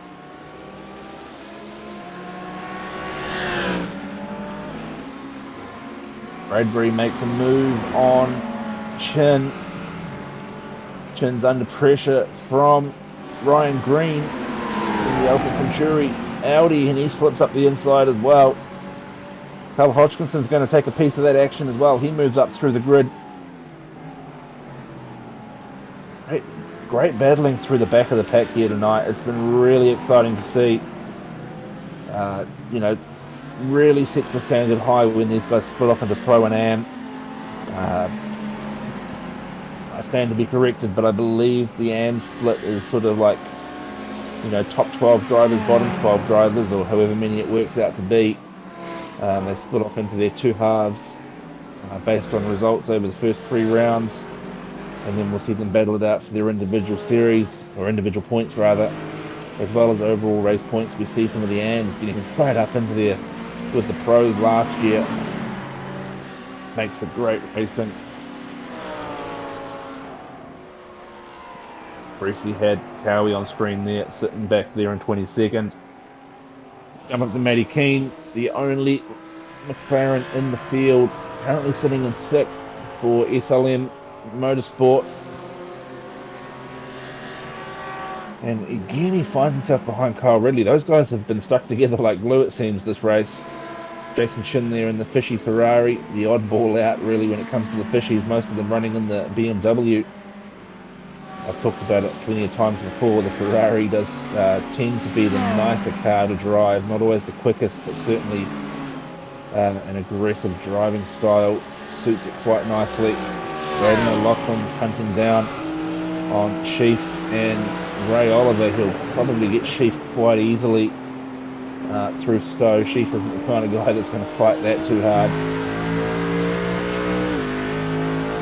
Jump on board to the back of Chief now. He's got Lachlan up the inside of him. Defends a little bit against Lachlan. Lachlan is focusing on a clean run. You see him slipping his nose up the outside. Tried to have a bit of a look. He got way too much curve there. Cost him plenty of time. And the car's gone around. and it's Jonathan. No, it's Cal Hodgkinson. It's Hodgkinson. Bit of a rough race for him. Matty Gerard under pressure from Loretti. Very textbook pass there. Moves himself up into 11th. Jet O'Murray chasing down now. He is a couple of seconds up the road. Doug Gowan's putting pressure on Matty Gerard as well in the background. Got the inside line coming down into Cobbs. Gets the move done before the apex. Flips through the Velocity Sim Labs.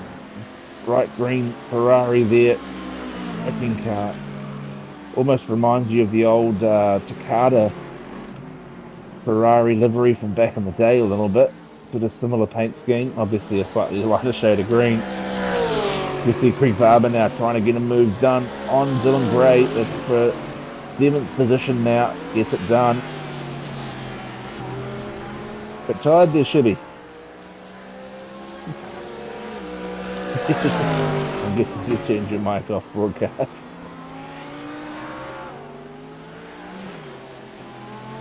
Great racing.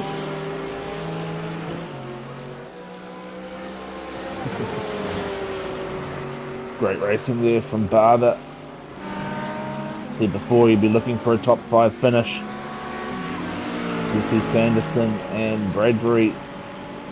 Gerard just lets them through, so something's gone wrong there for Matty Gerard through that sequence of corners. There's been some intense battles, like, you know, we're an hour into this race now, we're 2/3 of the way through. And granted, we've, you know, had a safety car, 10-15 minutes ago, but the field has remained so close throughout the entire race. Paul Warwick currently leading, Adam Simpson sitting in second with 7 tenths behind, Daniel Byrne, Andrew Lydon, the 2 kitten cars up the front. They've got about a second between them. So the front's not so, you know, the front is close, but not super close. But you look back through the timing chart, you've got Matty Keane all over the back of Kyle Ridley. Those two have been stuck together like glue for most of the race. Greg Barber in a bit of a battle pack with Dylan Gray and Michael Angus. You've got Gowans there with Loretti, Bradbury and Sanderson. We just saw that battle on screen before. Ray Oliver's coming back through the field, so he's starting to close in some gaps on a lot of drivers. And then further down, you know, in the sort of, well, what I would call the sort of mid-pack of AM, you know, you've got Jonathan Cooley, Brendon, O'Loughlin, Proctor, and then obviously Callum Hodgkinson, who's having a bit of a mare tonight. Battling down there in the back now as well. There we are, we see them on screen. Cooley, O'Loughlin, Proctor.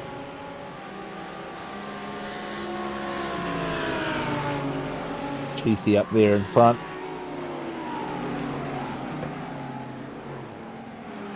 Good to see the Juice boys, you know, bringing in their, I really hate using the word AM drivers, but, you know, the less experienced drivers. I hate using the word slobber guys as well, but, you know, it's good experience for them. They're getting a really good taste for GT3 racing tonight. You've got, what, 28, 30, what have we got, 30 cars? 30 cars. 30 cars on grid tonight, which is massive. You know, it's great to see. SIW has been pretty well supported this year throughout the leagues, particularly in the GT3s. Good numbers in the 86s as well. The NAS trucks always attract a pretty big field. TCRs and what else runs on a Tuesday? Hot Port. Wednesdays. PCRs and F3s. Sorry, yeah, Formula 3s. You know, pretty good numbers this year, which is great to see. It all comes back to the hard work our admins put in, as well as race control and the appeal of having it broadcasted. Trying to keep things entertaining as we see Jetta Murray now putting the pressure onto Greg Barber.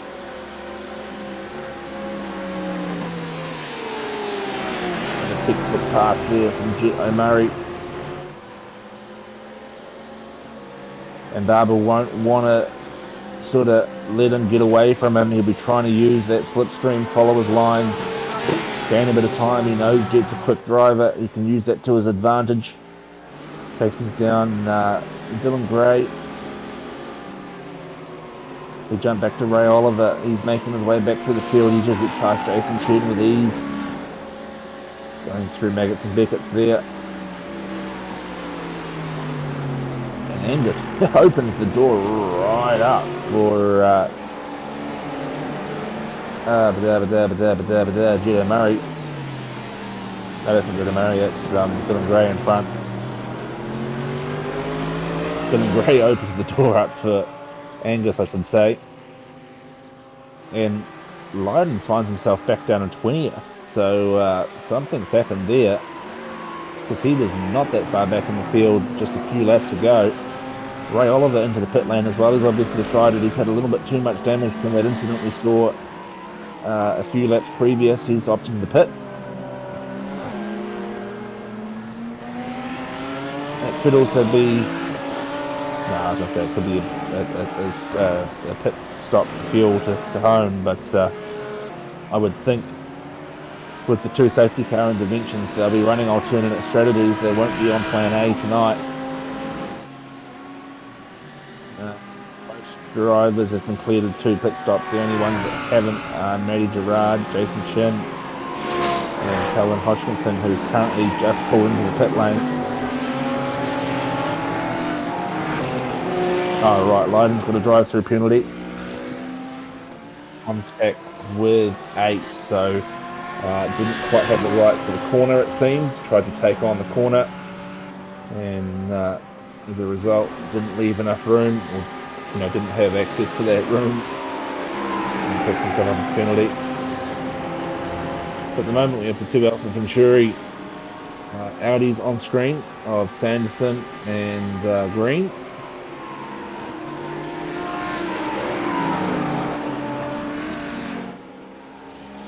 Great looking set of cars.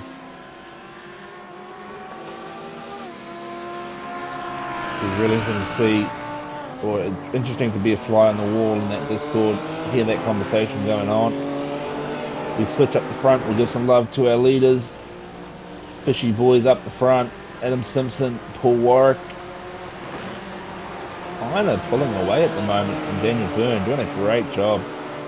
When these fishy boys get up the front, and there's a couple of them, they do a very good job at making the race, or dominating the race.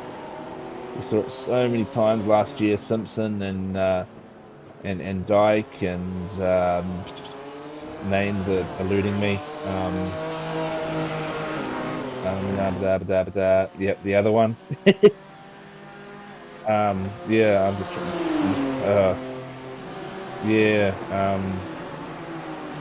oh, Dad,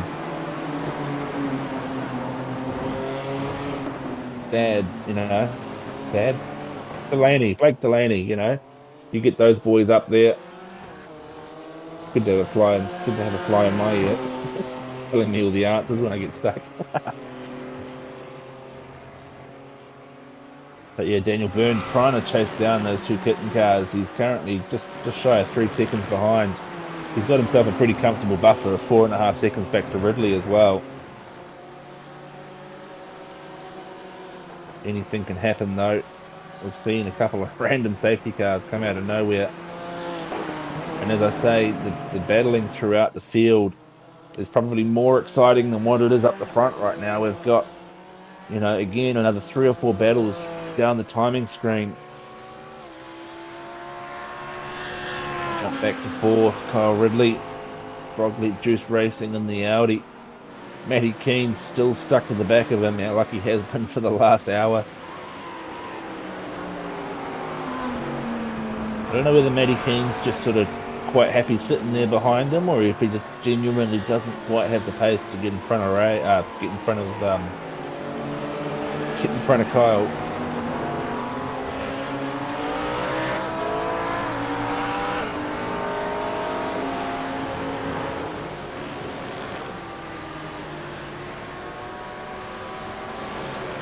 Look, I mean, you can see on the track map there up in the top right of your screen, there are a set of cars close to each other throughout the entire lap. There's some chin there, Cowie in the middle, looking to get one over on Matty Gerard. Chin got a really good exit there. He's closing in that gap. He's on the slipstream of Cowan. See Cowie sort of fake right, bit of a defensive drive. Swings back out to get the apex of Cobbs.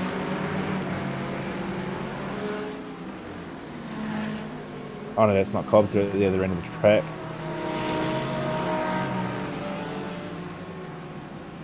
That was Abby and Palm. Around the loop hairpin now. Down the Wellington straight.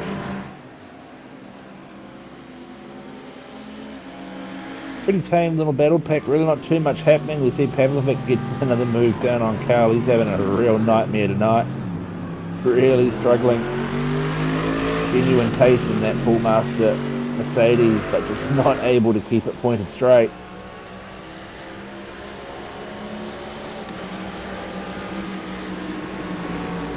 That was a bit sketchy. A couple of zigzags left and right. That potentially could be a race review, a race penalty review. And one move when you're in the braking zone, you sort of faked right and went left. Hasn't caused too much of an issue though, so I don't know. Might get away with that one, but an interesting, risky, a very brave move from Pavlovic. We'll call it brave. Really unsettles the car, chasing it around. Sanderson and Green, Alpha Venturi Racing, working together, not really making too many positions at the moment. Sanderson's under quite a bit of pressure from Loretti. Looks like he's lost a bit of pace from what he was running earlier on in the night.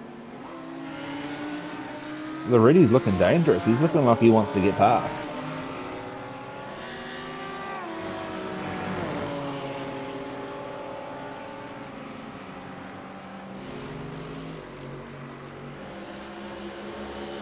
So Cal around the outside now. Rano goes side by side.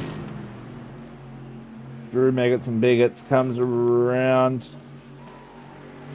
Chapel. Going to take the draft up, hang a straight. Pulls out nice and early. Commits to the inside line up in the Stowe. Peter tries to give him a bit of a squeeze. Not going to be able to do it. Nice pass there from Cal. And Peter's not giving up though. He takes the inside line coming through Vale into the chicane. Runs it nice and deep. Holds the defensive line through the corner. This is a great little battle going on between the two Mercedes right now. Oi, and Cal tries to go for a corner that's not quite there yet. Probably a bit of a slowdown penalty as well he'll have to serve. We switch back to Cowie up into 15th now, doing a really great job. He's got himself into the teens after being stuck down in the 20s for quite some time. He's battling it out with Ray Oliver. Ray just slips in front of him around the outside. Cowie staying with him though. Probably not quite looking to get it back, but again, as before when I mentioned with Barber and Jet, just sort of trying to stick with him. Cowie knows that Ray's probably the fastest driver. Matty Gerard, he's really struggling now. I reckon he's picked up some damage. That car's not running at full pace.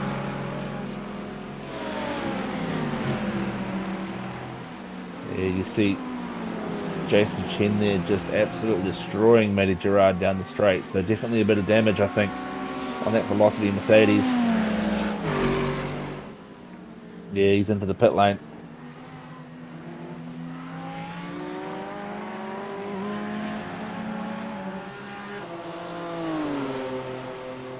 So back up the front, Paul Warwick sitting in second place behind Adam Simpson.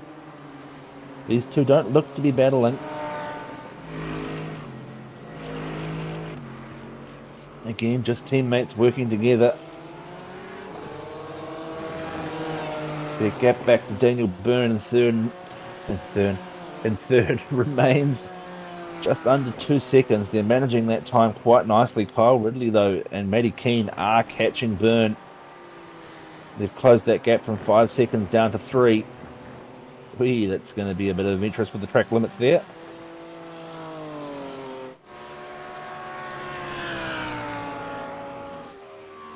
Tyson requesting to be brought into broadcast, so I will bring him down.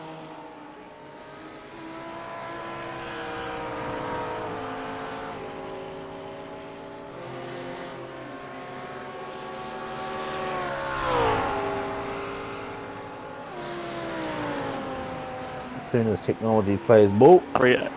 Tyson, How we you're doing? on the broadcast, mate. How are you? Oh, good. Kind of catching my breath now. Yeah, well, it seems all the incidents of slowing down, drivers are driving a bit more clean, which It's generally been means chaotic. it's certainly been an exciting couple of days for you guys. The 86s yesterday as well were quite full on. Yeah, the 86s and the GT3s. Like I said to young Daniel in in race control, we said, "I'll be an easy track, not much drama. It's very open." And boy, I was wrong. Yeah, well, you're not wrong, really. Sandown, big open track, you'd sort of expect, probably a bit less than what we've had. Certainly a lot of contact. We've had guys cutting corners, we've had jumping curbs, we've had net codes, we've had it all tonight. That's right. In like the bump and runs, there's been some really, it's been a crazy night. Like the drivers are out there pushing their hearts out and having a good race. But, it takes that 1% to make that little mistake and it turns into contact, which, of course brings those penalties in, which no one likes to see. But I have to be the guy, the referee in the middle to do that. So it comes with the job. Yeah, definitely. We've got to pick on someone. And as we've looked down the timing sheet tonight too, there's been some pretty close battles really throughout the entire field. Any guys that you've sort of been watching in particular, or? I actually haven't had a chance to actually watch much of the racing because I've been doing so much of the review. So it's going to be an interesting race to go watch back. I enjoyed being in the safety car and get that little breather there, but it was. I haven't actually got the chance to watch much of the race except for that first 6 laps. Yeah, well, So that's how busy it is in the race control, ladies and gentlemen. It's full on, but it's a lot of fun and I like doing it. So that's why I'm here. Yeah, definitely. Some nights in race control, it's full on, non-stop. The next night, you're sitting back with a cup of tea and a few biscuits, just enjoying the podcast. Hey, we might be in England, but I'm definitely not drinking tea. But I'm going to have to leave you there, boys. Thanks again for having me in. I've got 2 more reviews to go to, so stand by for those. Alrighty, ho. We will chuck Tyson back up. Thanks, boys. Let him do his work. Whee. There we are. So we'll get rid of him again. Let him go back to work. Get a couple of reviews on there. Probably some minor discrepancies between drivers. Nothing's come up on our screens as major incidents.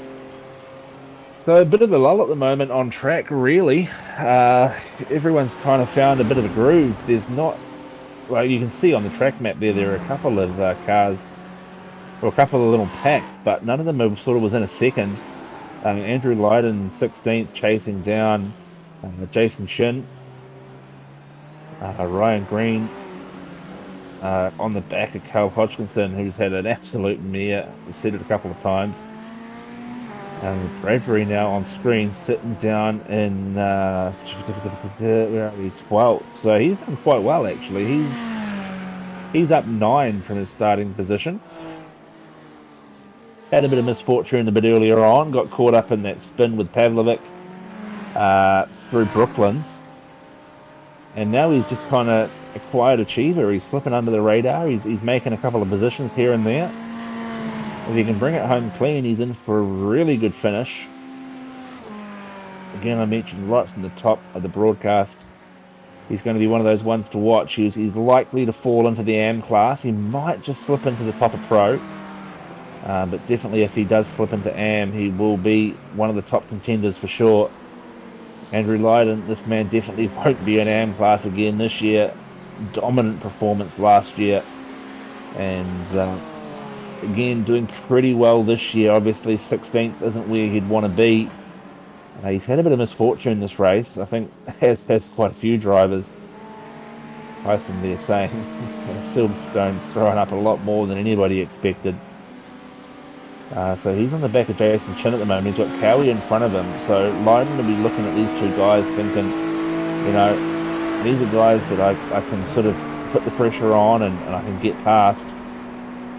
Neither of them are the type of guys that are going to give their position up for free, though, as we see Chen sort of give Lydon a bit of a squeeze. He's going to try and hold that inside line into the chicane. Lydon goes a little deep. He's going to have the inside for the second, inside for the final corner. Great racing room given by Chen. He's stayed competitive. He's got the run. He's going to get the slipstream. Not quite going to get the chance to fight back. It looks like that gap's just opened up. So Lydon will make that pass. Move himself up into 15th, chasing down Cowie now. Ray Oliver sitting down in 10th. In 13th. Down 10 positions from the starting grid, I mean to say. So back up the front now we see Daniel Byrne. He has closed that gap in, so he was about 4 seconds behind. He's now only 7 tenths off Warwick. And that gap between Warwick and Simpson's also closed now as they're starting to push a little bit, trying to open up that gap to Byrne. But also we see in the background Ridley right behind Matty King, still stuck to him like a rear bumper like a rear bumper sticker. So all of a sudden the battle for the top 5 is really starting to squeeze up, and it's a crucial time in the race with only 10 minutes left to go. We are in for one heck of a finish here, folks. If I was a gambling man, I'd probably say Matty Keane back in 5th place.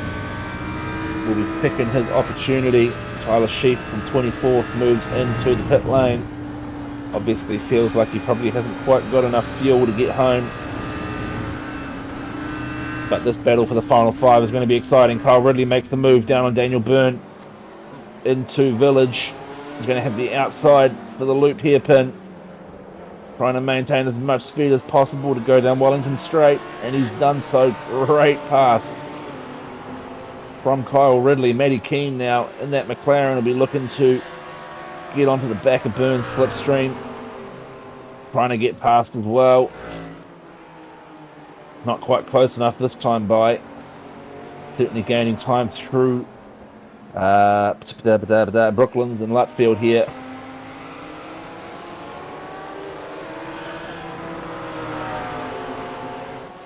So all of a sudden, Trover 808 doing such a good job chasing down the 2 fishy leaders. Finds himself under all sorts of pressure. Matty King gets right up on the back. Has to tuck him behind, jam on the brakes. Going to run now up into Beckett's, or Maggots and Beckett, sorry. Through Maggots, opens up a little bit, coming up to Beckett's, the right-hander. Very tough corner, get the car slowed down, line it up for the hanger straight. Matty Keane not quite close enough. You see Ridley up ahead, stick his nose up the inside. Matty Keane could actually be fuel saving. Sounds like he's lifting a little bit, not quite taking all the way up to the line. Byrne goes really deep into the final chicane.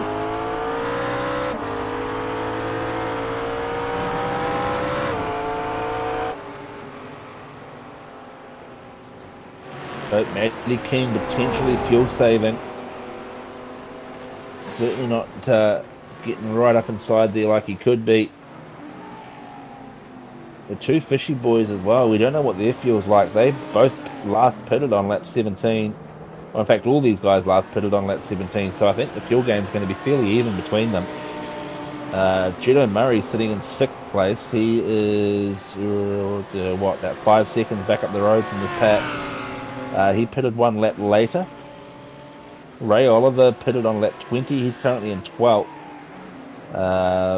What about Lydon pitted lap 27? So, you know, of the guys who sort of would be considered contenders based on their performance this race, these guys are all pretty equal on pit strategy. So it's going to come down to the individual cars. I do believe the Audi has a slightly smaller fuel tank as well. So That's something that perhaps Ray Oliver's going to need to think about while he's battling quite hard here with Leiden. Sorry, not Leiden, with Byrne.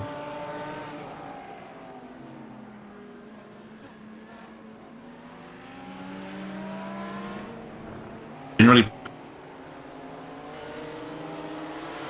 Just the two fishy cars and the kitten car, all BMWs.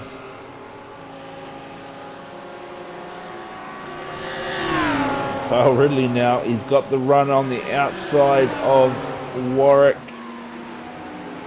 Goes super deep around the outside. If he can just hang with him, he'll have the inside line for the hairpin.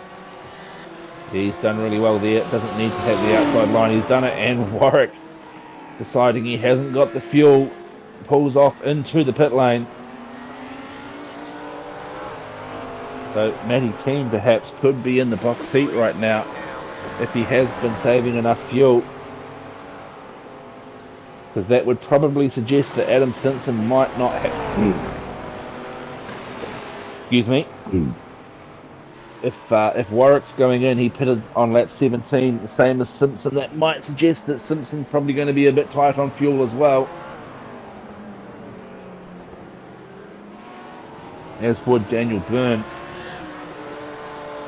which suddenly brings a whole different group of cars into contention here.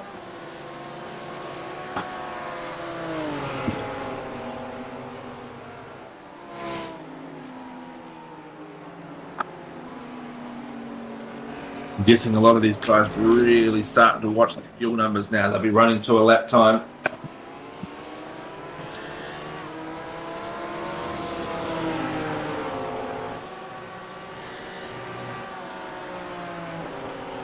You can see just where Matty Keane's putting the car too. He's not really driving aggressively. He's not poking his nose. He's quite happy just sitting behind.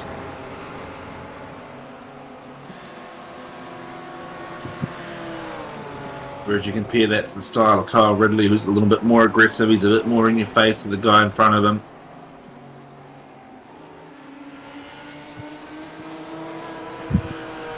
They're coming up to lap traffic now. So that's going to be interesting to see how they all battle with that too. Not quite sure what car that is. Didn't quite catch it.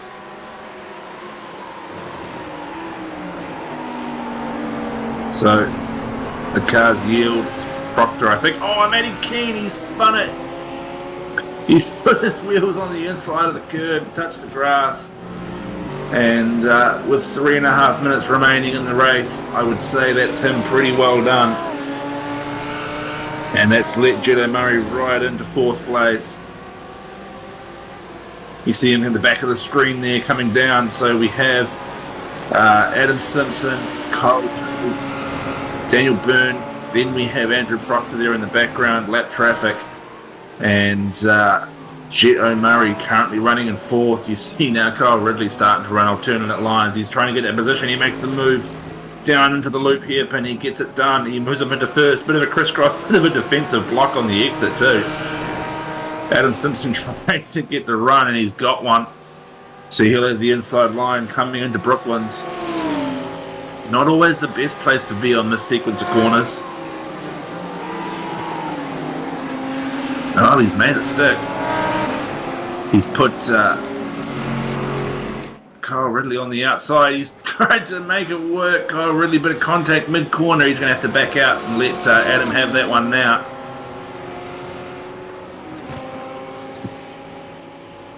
Can't force the issue, of course. So Kyle Ridley's going to have to reset, have another go. So I would think next time by we'll see the white flag.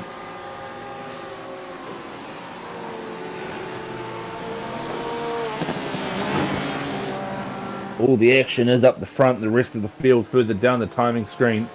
You can see there to the left, they're all sort of 2 seconds plus apart. This has really come down to these top 4 guys, or 5 guys if you include Matty Keane prior to that spin.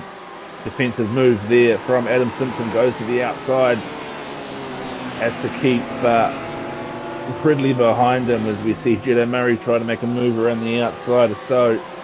He's going to take the inside line for the final hairpin. He's going to get the move up the inside, is he? No. to be outside for the final corner. He's had a great rip off the final corner. He's going to get the move done. That's a great pass. Brings Jetta Murray up into the podium. Of course, winner in the 86s last night. Another strong performance here in the GT3. Kyle Ridley will be wanting this one so badly. Licks it out wide through Valley. He's carried a lot of speed around the outside. He's done very well. Certainly stronger. Excuse me. Certainly stronger through that first sector there. Well, I suppose it's the second sector actually, isn't it? Technically. Start of the second sector. So Kyle Ridley leads this race. The white flag will be out, and Cheeto Murray makes a massive move on the outside. Huge commitment, and there's good contact. Tim Simpson. That's going to be very race control to review. It could have even been a bit of net code actually. It didn't really look like he chopped him off that much. But Matty Keane, he should benefit from that. That'll put him back into 4th place. Adam Simpson gathers his car, finds himself now in 5th.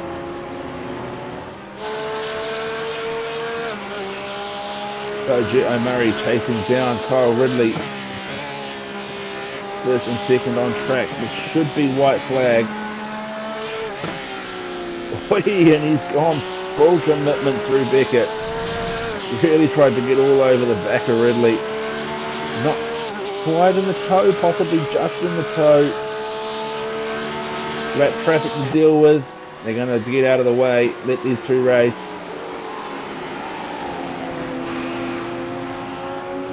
He hasn't tried anything through Stowe. He's going to give himself the best possible chance coming into the final chicane. Goes out wide. Checkered flags coming up. Murray, I don't think he's got enough. He hasn't got the run. He switched to the home cam. And we will see Kyle Ridley take home the win. Great drive from Kyle Ridley. Jetta Murray coming home 2nd. Daniel Byrne for Kittens holding on in 3rd. Matty Keane 4th. That's Proctor. He's a lap down. Adam Simpson, after that little bit of contact, comes home in 5th.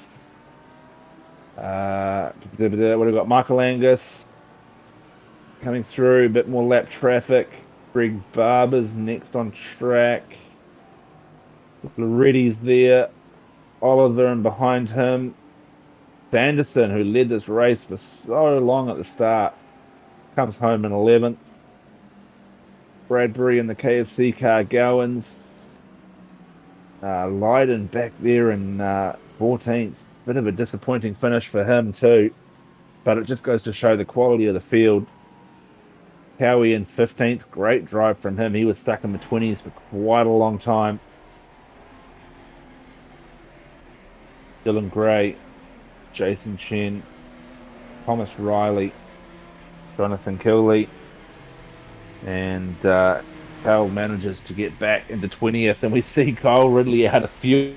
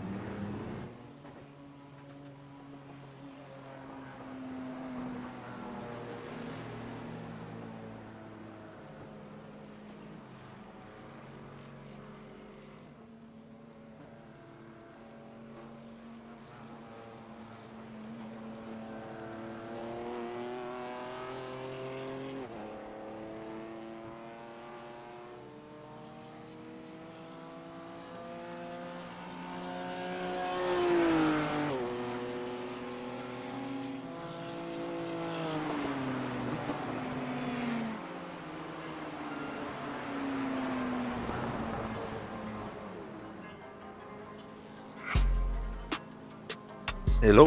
No, I'm.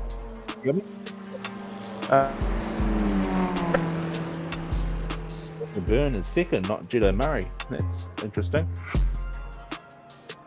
Very interesting. Jedi Murray, is he on that chart? No, he's not. No, he's in 10th.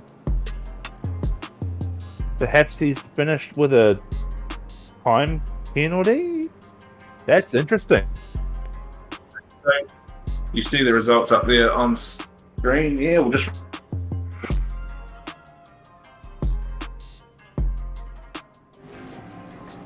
As to what happened there. Just got ShiBBy in the background looking through race control, seeing if he can find anything. But according to my timing screen, anyway, Cole Ridley first, Edo Murray second, Daniel Byrne third, Matty Keane fourth, Adam Simpson fifth, Angus sixth, Greg Barber comes home in seventh. Not quite the top five we were estimating for him. Paul Warwick, after that last splash and dash, comes home in 8th. Ray Oliver 9th. Adrian Loretti 10th.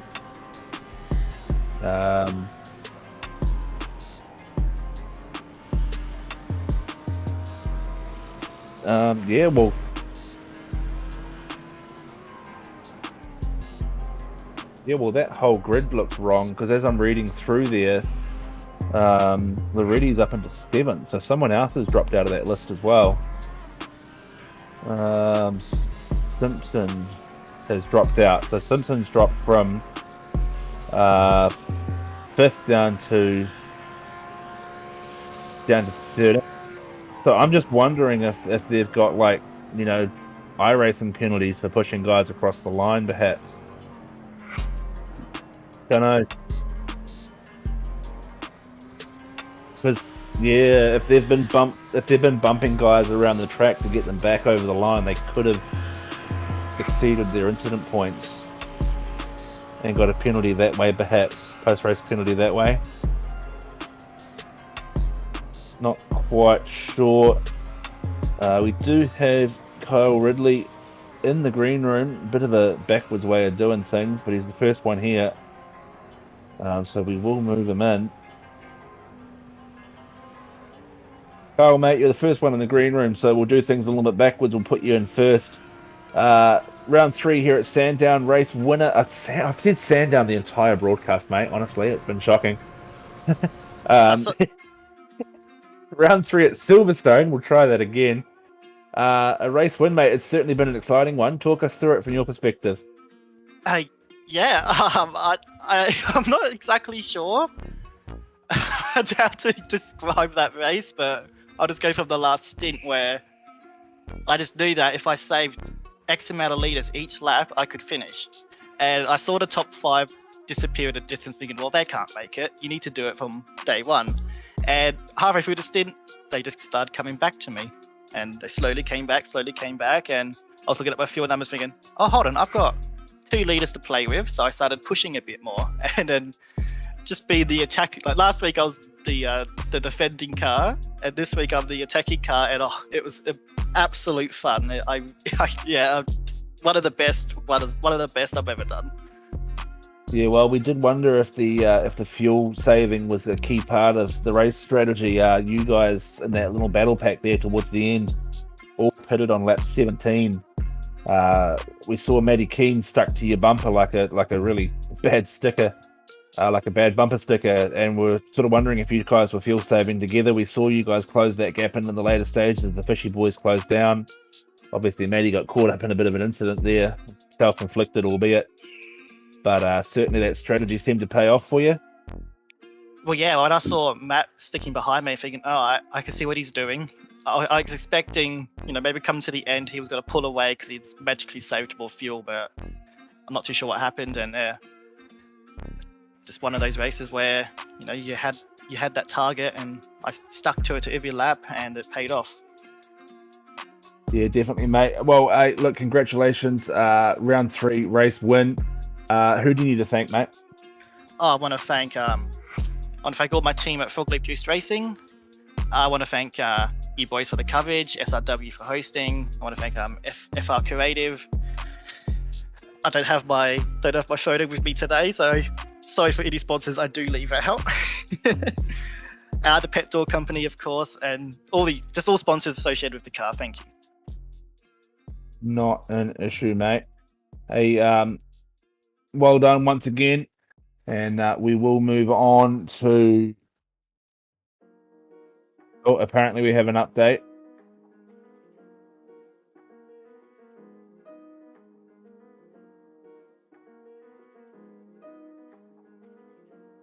Right, okay, so there was contact with Jet Murray's car, and that put him onto, I'm guessing, 17X, which is an incident point drive-through penalty, so he did take a drive-through, he does have a post-race drive-through, which does mean that Daniel Byrne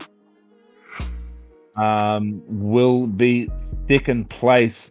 Daniel Byrne got away with a second place there, mate. Talk us through your race.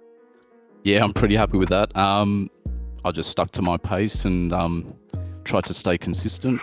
Tried to keep it on track. I was racking up the off tracks there, but yeah, and then it was just all about saving fuel at the end there. I think nearly everyone at the front was trying to save fuel. Yeah, definitely. Yeah, that little battle pack of 5 there that sort of formed in the last 20 minutes, all pitted on lap 17. So the fuel save battle was certainly a real element there. Obviously, you were kind of keeping pace with the Fishy boys. They definitely slowed down towards the end. Yeah, I could see their pace dropping, so I was trying to match their pace, and I was also watching the guys behind me. I could see Matty Keane coming up behind me as well, and he was obviously pushing a little bit more, so he had a little bit more fuel. So it was walking that tightrope of how hard do I push, how much do I need to save fuel. It was super close. I just got over the line. Yeah, definitely. And it seems like a few of those boys were getting pushed back at the end there as well.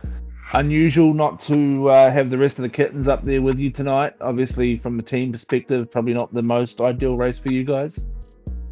I think we tend to focus more on the F3s. So yeah, the GT3s is just something we're kind of just testing. I'm enjoying it. Some of the boys are enjoying it, so I think we'll stick with it. You say that too humbly. You guys are better than you give yourselves credit for. Hey, mate, who do you guys need to thank? Shout outs to Kitten Racing, Driver 808 on YouTube and TikTok, AML Technology, Carlins, and shout out to Bianca and my daughter Atari. Awesome, mate. Well done on getting second place there overall tonight, round 3 at Silverstone. And no doubt we'll definitely see you guys again next week. Hopefully I'll speak to you then. For sure, mate. Alrighty. I will. All right, thanks, guys. Not a problem. We'll pull in Matty Keane. Matty, you managed to probably get the result you weren't quite expecting there in the end. I hope you guys did not hear that first word that I said. I was talking to Kyle in the green room. Yeah, I saw you talking to Kyle. I was sort of trying to pick it. I was trying to pick a gap when you weren't talking. No, I have just had every goddamn emotion that you can think of, and so has my wheel. But no, not the result I expected, but a ripper result for it, because I was a bit worried about the tyres firing up on the Macca. I couldn't get them to fire up quick enough, and was struggling to get the actual one lap pace out of it. But the tyre life on the thing is absolutely beautiful. Yeah, well, I mean, we saw pretty early on that it seemed like your strategy was just to be a bumper sticker on the back of Kyle's car. And we probably couldn't quite tell so much with Kyle's driving style, but we could see that you were very clearly fuel saving. You know, as I said to the other two boys, that battle pack that sort of formed at the end there all pitted on lap 17, so it was a very long way home. And then obviously that little bit of contact towards the end there, mate, took us through that one. Oh no, it wasn't contact, it was a grass clipping, wasn't it? Yeah, look, it was a misunderstanding. It was my own teammate that was the lap car that everybody was going under. I was going to attempt to move on Daniel, and I just couldn't see him. So just a misunderstanding, and I've gone too tight with Daniel coming down and just clipped the grass, and I was a bit upset with myself and what happened, but it was just my own fault. It happens.